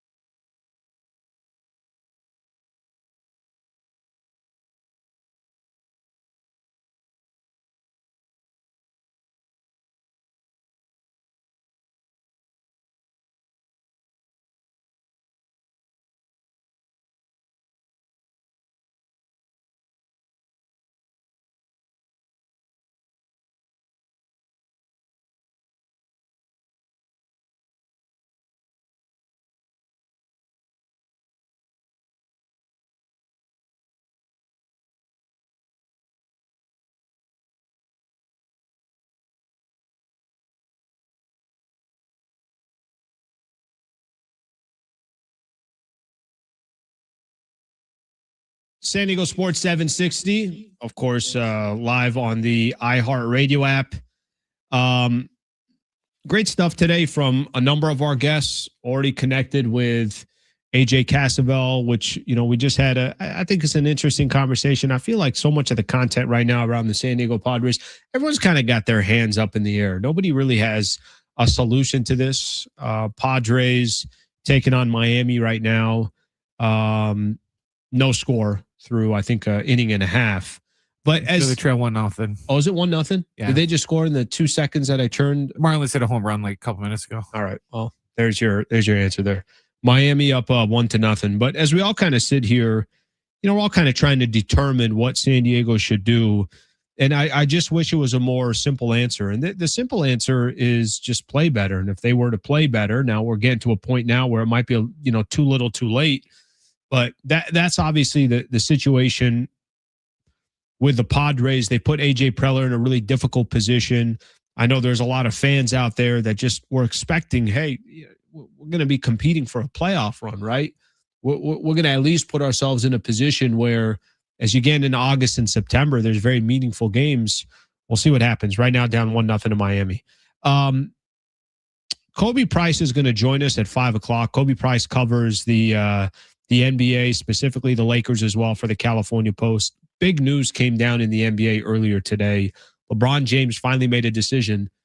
It's interesting because what it kind of offers here, there's a little bit of like this free agency 2.0. You got the free agency that started a couple of weeks ago, and then now you're in a position where we're going to watch all these other things unfold, basically because of LeBron making his own decision. I want you guys to take a listen here. Shams Charania was on the Pat McAfee show, and there has been so much that's, I guess, been trying to get figured out here with LeBron. Where's he going to go? He ends up choosing the Philadelphia 76ers. Here's Shams in explaining why he chose Philly. Take a listen. Pat, everyone is stunned in the NBA, right? Like when you think about LeBron James, Cleveland, Miami, those teams are going to be mentioned as the front runners. But we've been saying on this program for the last 2.5 weeks, Cleveland, Miami, Philadelphia. There was a reason why we kept mentioning Philly, because when you look at their roster, they have Tyrese Maxey, VJ Edgecombe, Jaylen Brown, Joel Embiid. And we were all going to take whatever LeBron James, his intentions were at face value. He made it very clear from the beginning. I want to compete for a championship. I want to win at a high level. This is not a money-driven decision. That's what LeBron James made very clear from the outset of this process when he decided to leave the Lakers on June 30th. So now a month later, he was going to have to put his money where his mouth is. And today, what I see most from this decision is he is choosing that the Sixers give him the best chance to win a championship. It's not about legacy of going back to Cleveland. It's not about going to Miami, where he also played. Those were legacy plays with a chance to win a championship, right? But how do you give yourself the best chance? And so he feels joining the Sixers, it's about winning, it's about competing. I think there's some truth there, by the way. I think there really is some truth there in regards to what team would give him the best opportunity to win an NBA championship. If you take out the big hitters, the heavyweights in the Western Conference, which is the San Antonio Spurs and the Oklahoma City Thunder, and I don't think he was going to go to either one of those teams. If you take those two teams out, what is the team that you feel like gives him the best opportunity to try to compete for an NBA championship? And it's funny because there's old school NBA, there's new school NBA, and LeBron is a part of a more unique era because it was frowned upon to kind of move around, or it was frowned upon to go. I don't know how much was frowned upon, but chasing titles, things along those lines. Like you look at LeBron joining the Miami Heat, and it's Dwayne Wade and Chris Bosh and the Heatles, and they go on to win. Kevin Durant leaving the Oklahoma City Thunder. Hey, if you can't beat them, join them, which always was confusing to me because the Oklahoma City Thunder were knocking on the door. But LeBron's going to have a chance to do something that's never happened before in NBA history. No player has ever won 4 championships with 4 different teams. All right. If I'm going to be honest with you, I do think his situation in Philadelphia will give him the best opportunity. He leaves the Western Conference. He goes to the East. I think the East is actually sneaky competitive But if that team's healthy, that's got to be the favorite coming out of the Eastern Conference, or at least pretty close to on par with the New York Knicks. Yeah, I always kind of, it's funny. I look at, I know the Knicks just won an NBA championship, but I still have, I don't even know what it is. Like did they just go on this unbelievable run and it may never be repeated again? Or are they one of the favorites to go back to back? Do you look at them, Brent, that way? Like, do you look at the Knicks as this, hey, everything's going to run through the Knicks? I don't. No. Why? Why don't I? I still think everything runs through the West. It just happens that this year Knicks won. They beat the San Antonio Spurs. San Antonio is still wildly young. The Oklahoma City Thunder, I don't think, got better in the offseason because they lost Lou Dort. However, they'll get Jalen Williams back. He wasn't there. Obviously, he had no impact at all during that playoff run. But yeah, I kind of pause. Like, I look at the Knicks. I'm like, do the Knicks give me this, hey, everything runs through them? They don't, and they should. Like, I should be giving them more credit. I can't figure out why I don't give them enough credit. It doesn't feel like, the year after Boston won the title and everyone's like, okay, if you want to get to the finals through the East, you got to go through Boston. Mm-hmm. Or the Thunder winning a title. Yeah, right? Like everyone would say once Thunder win a title, they were heavy favorites to go back to back. Yeah, I don't feel that way about the Knicks. Something not talked about enough with OKC. Every time John and I are here, we're doing the show together. Not talked about enough that they were wildly beat up.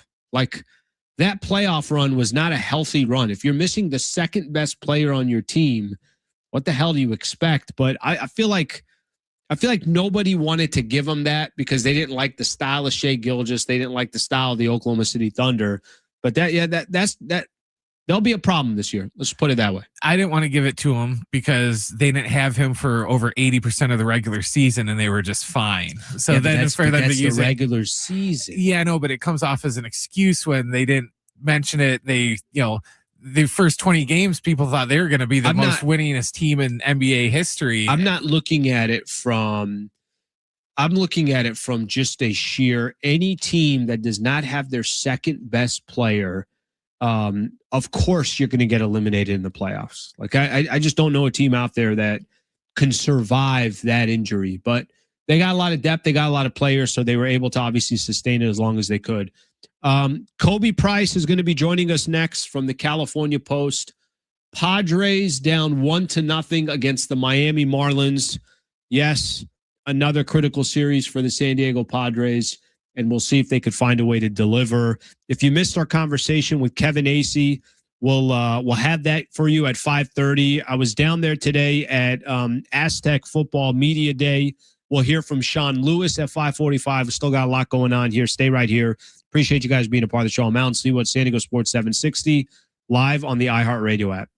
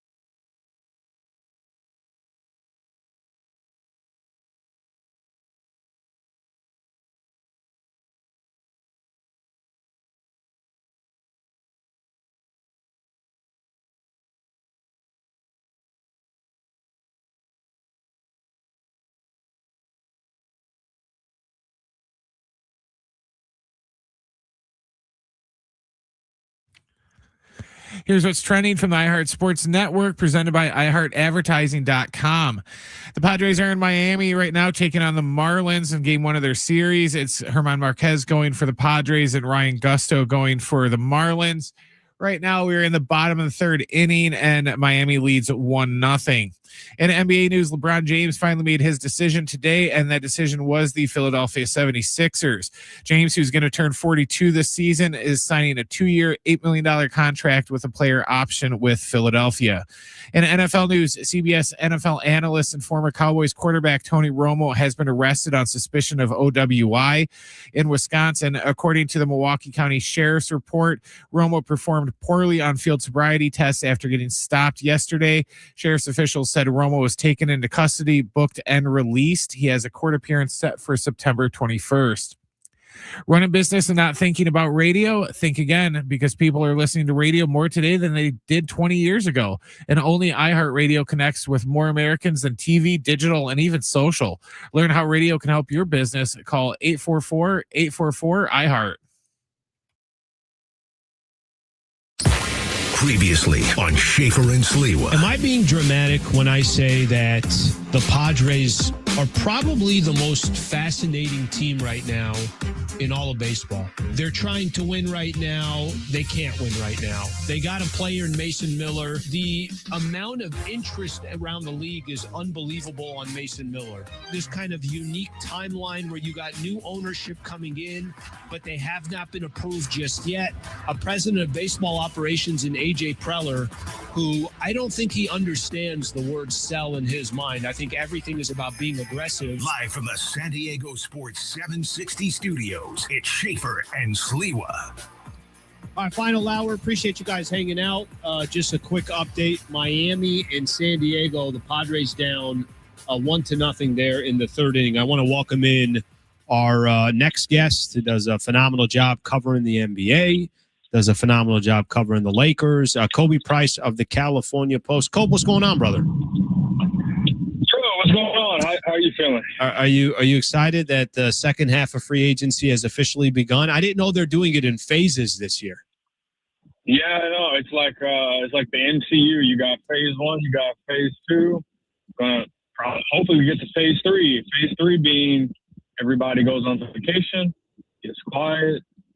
You know, that August period kind of goes to early September.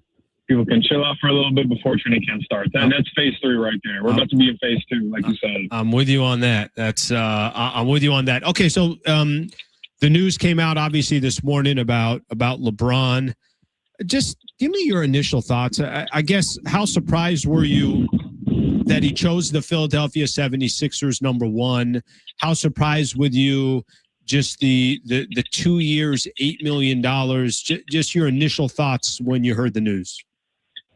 I mean, just talking to people, I mean, this has been a topic of conversation for almost a month now, over a month, but really since he announced or since it was shared that he wasn't going to be returning to the Lakers 3.5 weeks ago, it's been a big topic of conversation around the league. Talked to a lot of people about it. You know, the Sixers have obviously been on the list for him for a while, but just talking to people who, you know, maybe not fully in the know, but are in the league, have an idea of what's going on throughout the league. Most people didn't have him landing with the 76ers. Most people thought it was going to be between Miami and Cleveland. Maybe Philly and the Warriors were 3 and 4. Minnesota outside shot at 5. It was surprising, but not shocking. Surprising and not shocking. They were kind of, you know, you look back at some breadcrumbs, you know, the Rich Paul comments about how much LeBron loves Tyrese Maxey, right? You know, the big trade for Jaylen Brown, you know, a lot. This whole, and how true it is and how true it isn't, in terms of like LeBron waiting out to, you know, seeing the moves around the league. You know, is someone going to trade for AD? Is someone going to trade for Kyrie? Well, the 76ers, they traded for Jaylen Brown, right? Like their team that upgraded their team. Even if it may not be a former teammate of LeBron's, it's also one that, you know, a bona fide wing, a bona fide player in this league who they had just traded for. So it was surprising, but not shocking. And that when I saw the news, that was kind of what I was thinking or I was feeling just in terms of him specifically landing there. How about the dollar figure? Does that surprise you at all, or you think that was more expected at this point of free agency? I mean, that's just at this point what most teams could offer. I mean, I know Golden State could offer more, maybe Cleveland could also offer a little bit more, but in terms of, if it was Philly, that's what it was going to have to be. So it's not surprising. It is kind of startling more than anything else when you see LeBron James, $8 million deal, and not $8 million per year, just 7.9 technically over the course of 2 seasons. He's going to make, I think, 3.8, 3.9 this season. So it is startling when you see that see that number associated with him. But I mean, that's also what he stood by the messaging, and he also, he backed up his words or backed up the sentiments with actions. This wasn't a money play. This wasn't about the money, because if it was about the money, shoot, he could have returned for the Lakers for a lot more money, right? Presumably, he could return to the Lakers for a lot more money than what he wound up signing for, or gone to other destinations that had a little bit more money to offer him. But this wasn't about the money. As he made clear, this was about the opportunity to compete at the highest level, which is what he's been wanting to do throughout his career. Kobe Price covers the Lakers, the NBA, California Post, taking some time to join us here on the Schaefer and Sliwa Show. Kobe, I'm curious what you just said there. You said that he could have came to the Lakers and made a lot more money. Do you think if the Lakers knew, and again, I don't know behind the scenes of the details, but if the Lakers knew he was willing to take this type of money, would the conversation have been different about bringing LeBron back? Or do you think this was specific for many reasons? Number one, okay, new chapter with Luka Doncic. Number two, maybe LeBron doesn't think I can compete for a championship on the Los Angeles Lakers and thinks he's got a better shot, much better shot with the Philadelphia 76ers. But if we could rewind back, and if that dialogue was there from the beginning, that, hey, money isn't going to be a big deal, go ahead and build this thing the way you can to try to make it a championship contender, you think that would have changed anything or no? I mean, so that's one of the more fascinating things to talk about, to think about. It became pretty, at least for me, pretty clear and evident that at a certain point, both sides just understood that it was time to end the relationship. Not even just about the money, but it seemed like on the Lakers side, regardless of how much money LeBron was making, it was hard. It was a challenge to fully get themselves into the Luka Doncic era with LeBron still on the team, right or wrong. There just seemed to be a challenge of, even this past year, LeBron misses as much time as he did to start the season because of sciatica. There was always that, it's cliche, but whose franchise is this? And even if we recognize Luka's the best player, they kind of build the team in his mold. It just seemed like the Lakers were ready to move on from LeBron, and LeBron was also to an extent ready to move on from the Lakers. And also, I think one of the more fascinating parts of this saga over the last month is there were teams that made LeBron feel wanted, made him priority, even if it wasn't the top priority of their free agency. Once it became clear that he was going to return from to the Lakers, they made him a priority in ways that the Lakers just have not prioritized building around LeBron for the last couple of years. So I think that's also part of it. We're talking about could LeBron return to the Lakers? Sure, but I think at a certain point, both sides are ready to move forward and move on from one another. Kobe Price covers the Lakers for the California Post, reacting to LeBron James signing with the Philadelphia 76ers. What are some of the domino effects? I think we've been waiting for the LeBron news to come down. What do you expect now? I mean, now that we're kind of sitting here, do you expect some of these restricted free agents to get cleared up? Do you expect guys like Jonathan Kuminga to make a decision on what his future is going to look like? How do you think what's the trickle effect of the LeBron signing? Yeah, absolutely. Like you said, now we're in phase. I mean, I guess it's like phase 2.5. Like phase 1 of free agency was, the first few days. Obviously with the Lakers getting Walker Kessler, Brandon Grimes. Like phase 1 was the first week, right leading into summer league, whatnot. LeBron was his own phase, so maybe this is more like phase 3. The dominoes, they come on down. I mean, Jonathan Kuminga is a big part of it, right? In terms of, does he go to the Lakers? Does he go to the Cavaliers? Could he potentially return? Return to the Hawks? That also has an impact on James Harden. James Harden is likely going to return to the Cavaliers on a 2 or 3 year deal, a multi-year deal. But how much money is it for if the Cavaliers do find a way to land Kuminga, at a salary more in line with what he's looking for? DeMar DeRozan, where does he end up? You mentioned they were restricted free agents. Jalen Duren, Peyton Watson, what happens to them? This has nothing to do with LeBron.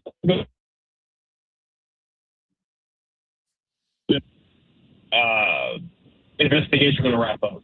Like the Clippers able to make their moves. Like there are a lot of dominoes to fall from this LeBron. Decision that could affect a variety of teams, and that's part of the reason why we've seen teams kind of hold off on making decisions over the past few weeks. Kobe, I appreciate it, brother. I know it's been kind of a crazy offseason, and hopefully it's coming to an end here pretty soon, so everyone can take a little time off from the NBA front. But I appreciate you coming on the show, sharing your insight, and giving us your thoughts on the LeBron signing to the Sixers. Appreciate you having me on. All right, that is Kobe Price right there. Good stuff from Kobe. Does a great job. And again, I think at this point, I want people's reaction, and I'm curious kind of how the rest of the NBA pans out for the rest of the offseason. Okay, I want to flip back to the San Diego Padres, and there was some news that went down, and this was Kevin Acee hit a little bit on it. AJ Cassavell, I know, just wrote a story about it as well.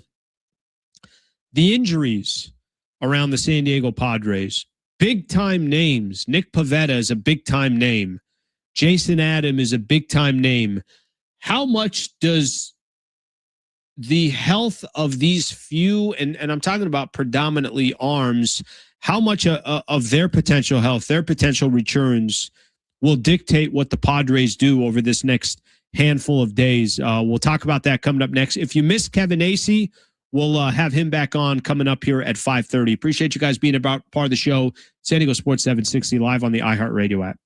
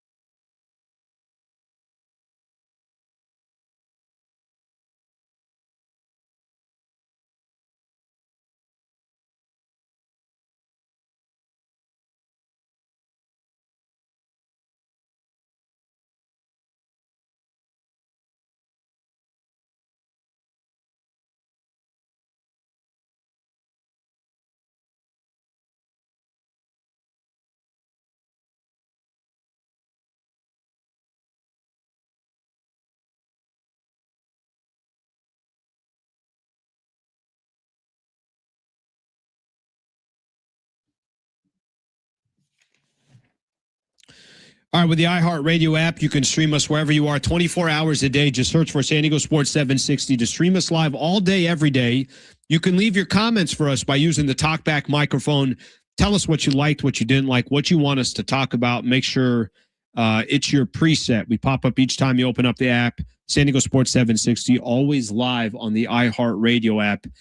Kevin Acee, if you did not hear our conversation with Kevin Acee, in about 10 minutes, we'll replay Kevin. A lot of trade deadline conversation, if he's heard anything different on the Mason Miller front. And then also, some updates, which I think are becoming just as interesting and fascinating as what the Padres are going to do here on a day-to-day basis. AJ Preller was on the show, and I saw him just put this out here on MLB.com probably within the last hour or so. I'm going to read part of it because it's talking about Joe Musgrove and Nick Pivetta, two obviously such key pieces that the Padres really, Pivetta, just a handful of starts before his injury. Joe Musgrove, we haven't seen since October of 2024 in that wild card series against the Atlanta Braves. Here's what he said about both of them. He said, Joe Musgrove and Nick Pivetta both faced hitters at the team's spring training complex in Peoria, Arizona on Friday. It's the first time they've faced hitters since they both landed on the IL. Talks about that. What makes it, so interesting, and they still got a ways to go here. So nobody's saying that they're coming back anytime soon, but there is, some potential promise that you could get a Joe Musgrove or a Nick Pivetta back at some point this season. The problem is, how do you make a determination? I'll use the deadline as an example, and that's obviously going to be a very, very big piece of how the San Diego Padres are going to look to potentially add to this roster or decide that it's done. Of course, what they do on the field, like they are right now in Miami, tied 1 apiece, a lot of it's going to have to do with how they actually perform over these next 9 games. Where are they in the wild card race? But just hypothetically speaking, if you knew Nick Pivetta's got a really good shot of coming back and you felt like, again, the problem is I don't think they have that answer today. And I don't think they're going to have that answer, obviously with any time left up until the trade deadline comes. But if you knew Nick Pivetta was going to be coming back and you knew that Nick Pivetta can be part of your rotation come mid-August, then I think you're approaching this thing completely different. I think you are saying to yourself, all right, let's stay in the battle here. Let's stay in the hunt. We'll try to go out there and get another starting pitcher so we actually have a decent playoff rotation. But the problem is, how the hell are they supposed to know the progress of these two pitchers when it's still so early on?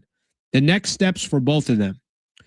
I'm going to read this again from the AJ Preller article here on MLB.com. Though it's possible they could throw another live session in Peoria first, they would both require a lengthy build-up period. Still, it's one step closer to return, which would come at some point in mid to late August. Can they make a decision? Can Preller make a decision? Let me give all the priorities first. The first priority is win some freaking games. The problem with the Padres is they're also not giving AJ Preller any reason to believe that they can stay in the hunt here. They're 2-5 since the All-Star break. 2-5. They lost the series against the Kansas City Royals. And of course, stylistically, how the Padres lose is one of the most creative ways I've ever seen. They will find a way to lose. Just give them time and they will find a way to lose. That's the number one priority, is control what you could control and win. The second priority is, yes, you're looking at the standings and hoping that you've at least put yourself in a position that you're within striking distance. But this is so critical. The Musgrove and even if I put Musgrove to the side and I just focus on Nick Pivetta, the Pivetta piece, we saw Jason Adam, which we'll get a little bit of an update from Kevin Acee when we play this at 5:30 if you missed that conversation. But Jason Adam took a little bit of a step back. So now all of a sudden, one of your key relievers, it's not a guarantee or lock that he's going to be available maybe that becomes now kind of closer towards the end of August, early September. There's just enough things there that it just feels like it's one of those years for the San Diego Padres where nothing ever really aligned. You know, Brent, you watch a lot of sports, and I think there are times, and this is part of sports. It comes with the territory. Don't you agree there are times where like everything seems to be aligning and things go your way and your health is there and small little things that can go one way or the other go in your favor. And then there's a season like this year with the San Diego Padres where, hey, not only are they not that talented of a roster, because that's the foundation of it, that's the truth, but also there's just a lot of things that just haven't gone their way on top of it. They're kind of in a situation of, even if they do come back in, say late to mid August, is that going to be too little too late? Sure. Because, and how much time do they need? How much time do they need to ramp exactly, up too? Because they got to ramp up yet. So even say they come back early August, they might not be, ready to go until almost the end of August. So I don't know. That's why with the trade deadline, it kind of feels like, literally that's our deadline. We have to assess where we're at, where we think we're going to be by August 2nd. And if by August 2nd, trainers tell us, look, I don't think either one of these guys is going to be ready until late, August, maybe early September. Yeah. Then you just have to kind of weigh the pros and cons of, are we going to be too far out? Is it worth putting these guys in there for the last month and a half of the season and risk losing them for next season? You know, the reality, I'll tell you, here's the reality. I think we all know that this isn't a very talented team, and the right thing to do is to sell. And I think there's this just, but what if? And we are listing 7 different what ifs that all need to go the Padres' way in order for them to potentially get in one of those wild card spots. And then from there, go on some Hail Mary run. None of it is probably realistic, but that's what you do, I guess, as fans, is you start making things up in your own head and trying to obviously determine if any of these things can actually happen. If you missed our conversation with Kevin Acee, our Padres insider, obviously one of the best in the business of covering the San Diego Padres, we're going to have that for you coming up next. Stay right here. A lot of good YouTube comments I still want to get to. Sean Lewis, I was at Media Day earlier today, and Sean Lewis got a chance to connect with him, and he addressed the media. So we'll play some of that coming up at 5:45. Stay right here. This is the Schaefer and Sliwa Show, San Diego Sports 760, live on the iHeartRadio app.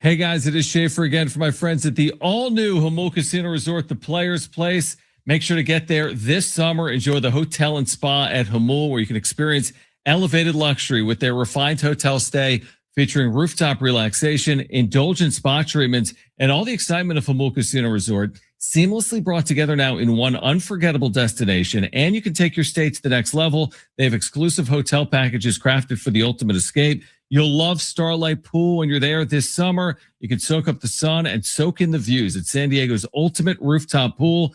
Day passes start at just $40, so grab your friends, relax, and make it a pool day to remember. And when you're at Jamul, enjoy all the dining options, including Jamul 23 with their lobster buffet every day. You can enjoy all-you-can-eat lobster every day, plus dozens of other delicious stations at the all-new Jamul Casino Resort, the Players Place.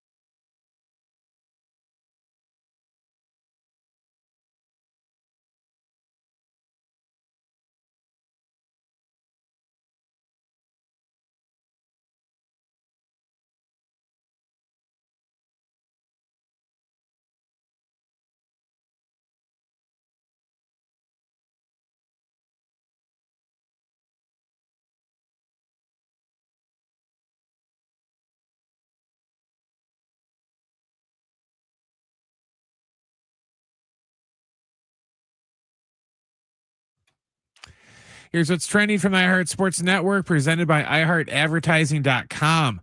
The Padres are in Miami taking on the Marlins in game 1 of their series. Right now, we are in the top of the 5th inning, and we are tied at 1 apiece. In NBA news, LeBron James finally made his decision today, and that decision was the 76ers. So James, who's going to turn 42 in December, is signing a 2-year, $8 million deal with a player option to go to Philadelphia. In NFL news, CBS NFL analyst and former Cowboys quarterback Tony Romo has been arrested on suspicion of OWI in Wisconsin. According to the Milwaukee County Sheriff's report, Romo performed poorly on field sobriety tests after getting stopped yesterday, and the sheriff's official said Romo was taken into custody, booked, and released. He has a court appearance set for September 21st. Run a business and not thinking about radio? Think again, because people are listening to radio more today than they did 20 years ago. And only iHeartRadio connects with more Americans than TV, digital, and even social.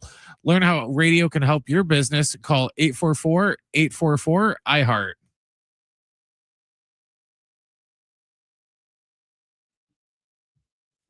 All right, San Diego Sports 760, of course, live on the iHeartRadio app. Busy weekend in San Diego. Busy weekend. You got the Padres and the Marlins going at it. Tomorrow, SDFC comes back to Snapdragon Stadium. The SD Wave got a game coming up. Snapdragon Stadium coming up on Sunday. So some good action here over the next couple of days. Now we're just looking for some success. Need some success. If you missed our conversation a little bit earlier, Kevin Acee joined the show, and we're talking about just how critical these next handful of games are. Just if there's anything that he's noticed that's changed over these last couple of days around the Mason Miller conversation and all the trade buzz. But we started off here with Kevin Acee about if he thinks, and the organization already knows exactly the identity of this team. I think that's the bottom line. I mean, am I surprised at anything? I'm surprised that they have gone 2-3 in games in which they've scored 5 or more runs, because that's almost like impossible to do. I know it's a small sample size. I'm overstating it, but like that's not what happens. And what am I not surprised? Because that's how baseball goes, where you knew the offense was going to come around. And, you know, I remember even joking about it with some people in the organization. I guess for them, it was a little bit gallows humor. You know, when the offense comes around, that's when the pitching's going to, falter for whatever reason. And look, that's what's happened. But the bottom line is your final thing. And I think it's why I sort of thought that this is how this trip would go. Not like I didn't say they'd be 2-5, but just like that it would be this muddled picture, because that's what the Padres are this year.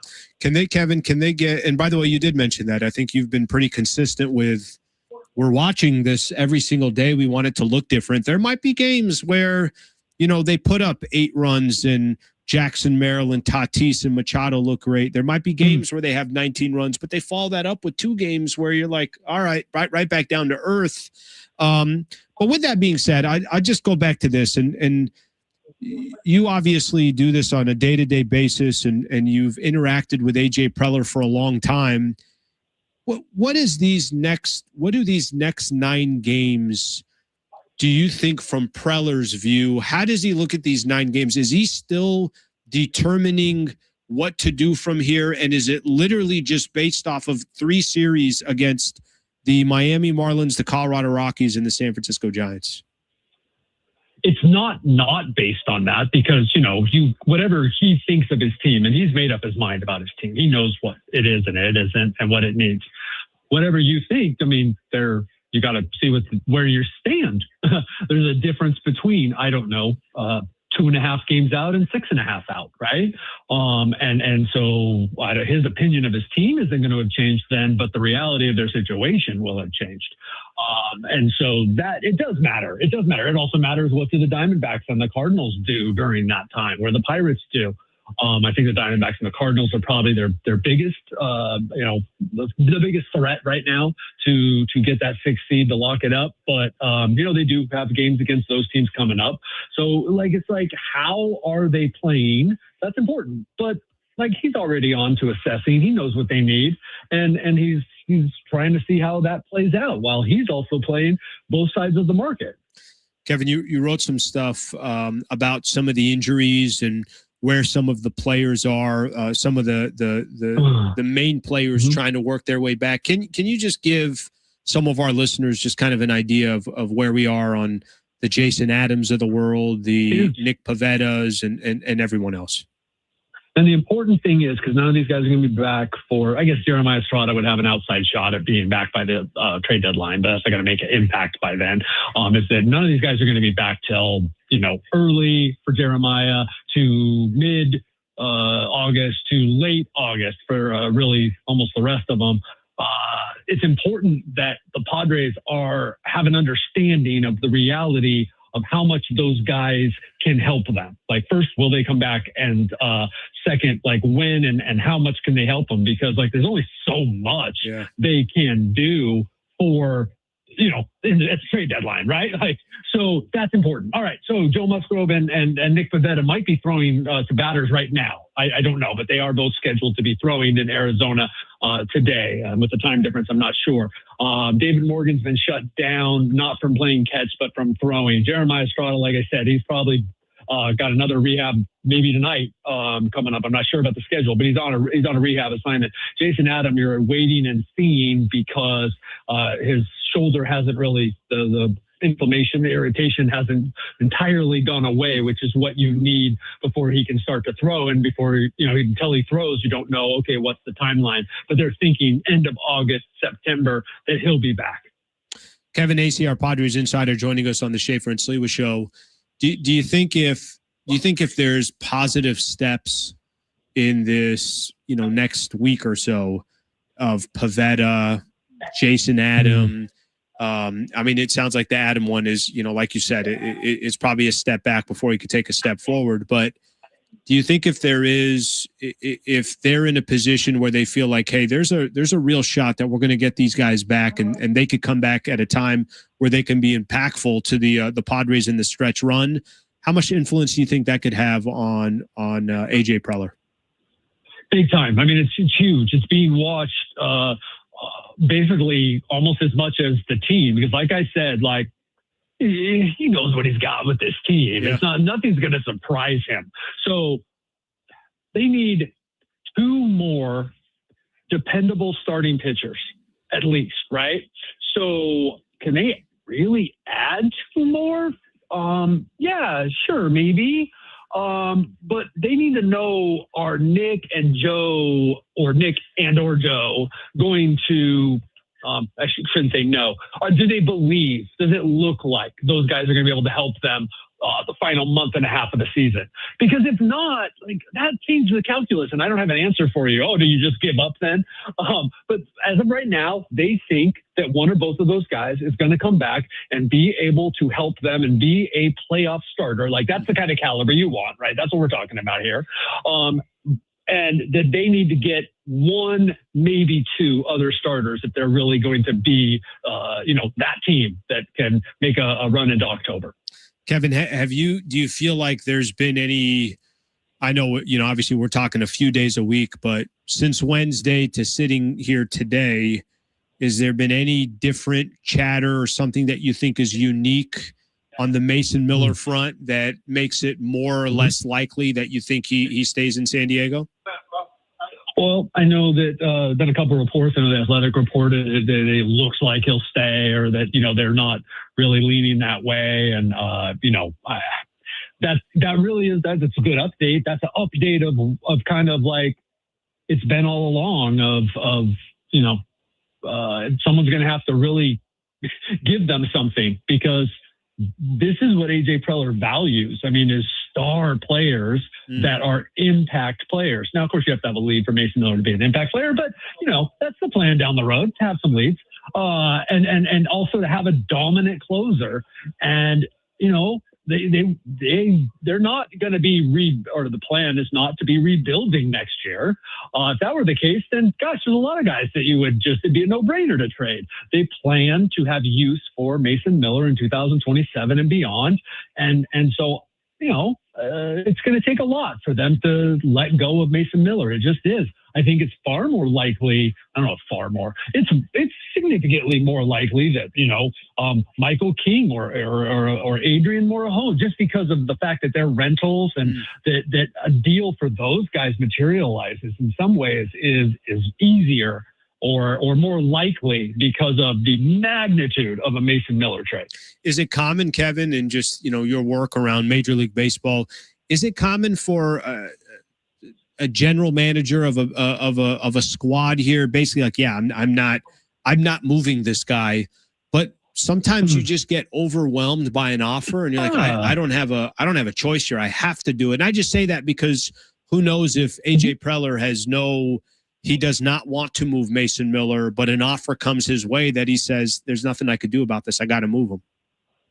Yeah, that's not like AJ, but he hasn't been in that situation, so I can't say that. But I mean, I think that's a little bit of how the Mason Miller how he ended deal up went in San down. Diego, Like, right?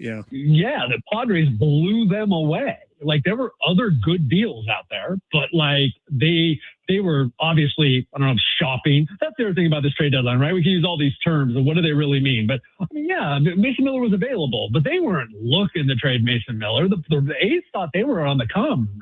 They're in a crap ass division. Like, they got a lot of young guys they've invested in. They thought, Mason Miller is locked up through 29. It was going to take something to blow him away, and the Padres blew them away. So that happens for sure. I don't know how often that happens. It's not like it's out of the blue, these blockbusters usually. But that one did shock people. And so, look, the fact that they've talked about even listening on Mason Miller, that's what makes it significant, because they just got him and it was for a long time. And so the fact that they are even like, hey, yeah, we'll see what the market is for Mason Miller, that's significant. I don't know that it was ever likely that a deal like that came through. Kevin, final one. Appreciate the time as always. Just kind of looking at the big picture over these next 9 games. I know we've if there's one thing that the Padres have not been, they have not been consistent. They haven't been able to string together 5 wins here, 6 of 8, something along those lines. What is it going to take, just from your perspective, when they are playing good baseball, and obviously they need to do this over a longer stretch? What is it going to take, you think, before the trade deadline? Is there the competition's going to be in their favor? But I think there's also a lot of teams looking at the Padres saying, well, it's not like the Padres are playing great baseball. Certainly you're not facing top-notch starting pitching, and that's really what it is, man. I mean, you can't be consistent. You just can't. I don't want to bog you down with numbers, but like, that's why I said, to score that many runs in that many games and lose and go 2-3 when you score in 5 runs on this trip it's preposterous, man. They were something like 32-4 when scoring 5 runs, or 34-4, and like, when they've gotten on a roll before this season, they were scoring 5, 6, 7, 8 runs, and they were winning every time. And so, like, it's the starting pitching, man. Just like, take a look at it. Like, it's hard. Teams that score first in this league win 70% of the time. Wow. That might be seen weird, like, because, oh wait, 9 innings. Well, it's just tough, man. And look, the offense could have bailed the starting pitchers out at points this year, but this trip, it's really come to light. I mean, not come to light, we all knew it, but like, it's just been like, oh, how can they even limp into this trade deadline, with this starting pitching? And this weekend is huge for that. This weekend is like basically all about that. Marquez, Sears, Buehler.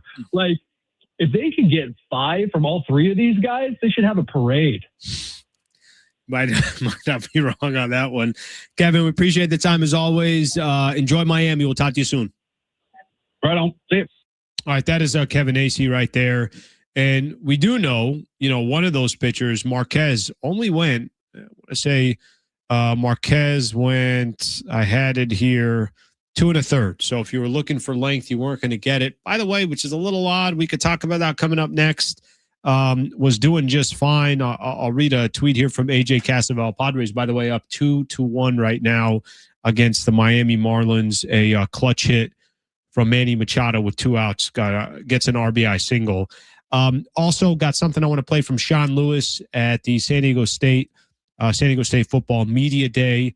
We'll do all that coming up next day right here, San Diego Sports 760 live on the iHeartRadio app.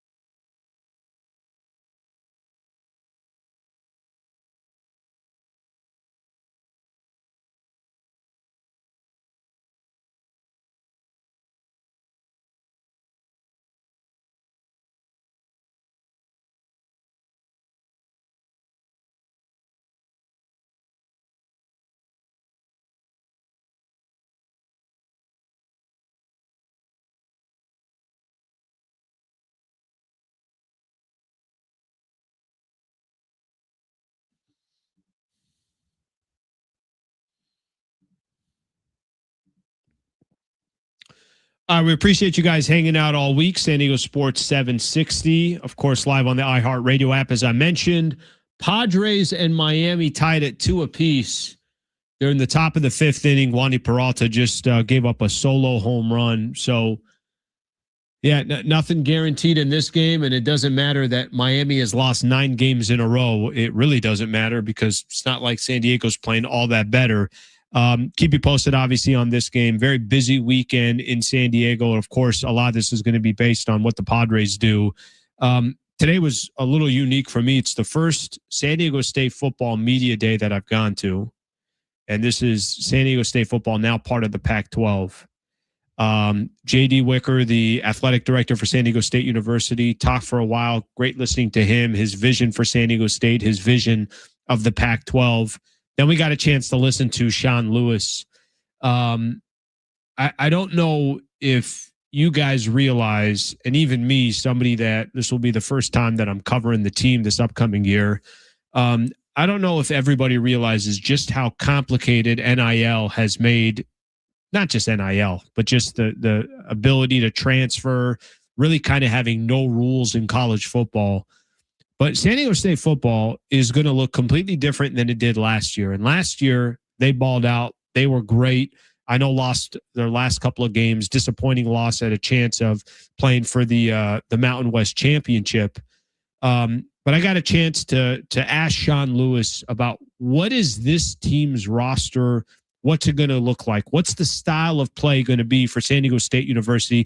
Take a listen to Sean Lewis. Yeah, I mean, kind of to be determined, right? Like we've got 15 practices right now with this crew. It was kind of nice when we went out in the spring that, you know, your quarterback knows what pops means. He knows what snap school means. You know, I have to like be his GPS and point him in that direction because, you know, he's a returner. So, you know, we were humming in the spring offensively. We were probably operating at a faster clip than what we've been in the past, which was great with the returners that we have back and the production that we have back. I mean, a year ago, we didn't have a guy who had, you know, caught a pass really besides Napier at this point in time, right? And now you look up and you got Napier and you have Bosick and you have Donovan Brown, you have Jackson Ford, you have Lucky back. So there's some skill guys that obviously we know a lot about that we can play to those strengths and those known entities. And then again, we got a lot of competition that we need to sort out and roles that need to sort out before you can kind of really say, okay, stylistically, identity, this is what the whole encompassing of the team is going to be. That's the great work that we get to do through training camp to really know how we're going to attack it in that way. San Diego State football, that's their head coach, Sean Lewis. Got a ways to go. Not that much time, but obviously we're not that far away from college football starting. I'm excited to see this kind of new look Pac-12, San Diego State University, and it's all going to be about winning. I mean, we don't have to kid ourselves here. If they're able to put together a winning product, I do think people are going to come out and support them. Here's what I'm going to do this weekend. And I encourage San Diegans to do this as well. I'm going to buy season tickets, which is only $175. I heard them reiterate that a couple of times today. I'm going to make sure that I do my part as far as supporting that program. And hopefully we get a lot of San Diegans that follow as well. Obviously incredibly affordable to pay $175 and have season tickets at Snapdragon Stadium. So I'll make sure to handle that this weekend. As for the other news around San Diego, the San Diego Padres. So by the time we come here on Monday, Schaefer and myself, and we're sitting down and we're having a conversation about the Padres. I hate to do it this way, but that's 3 more games off the books.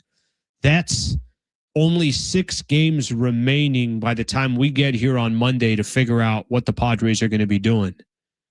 And they don't win this series against Miami, who's lost 9 games in a row. You know, a conversation that we were having a little bit earlier, really good conversation we had with Craig Mish, who basically does pre-post and sidelines for the Miami Marlins for their TV broadcast. He's like, these 2 franchises are on completely different pages. Miami's, there's no pressure for them to win right now. They think that the future is incredibly bright. They have time to figure things out. In San Diego, it's a completely different story. We know that. There's a lot of pressure to win today. There's a lot of pressure to try to get back into a position where you at least can give AJ Preller a little bit of hope to try to make some kind of noise at that trade deadline, but not like this. Not the 2-5 start since the All-Star break. You might be forcing AJ Preller's hand the wrong way. We'll see what happens. Back here on Monday after the San Diego Padres play their 3-game set against Miami, after SDFC plays their game coming up tomorrow, and after the San Diego Wave coming up on Sunday. Appreciate you guys hanging out all week. Thank you very much, San Diego. I'm Alan Sliwa. This is San Diego Sports 760 live on the iHeartRadio app.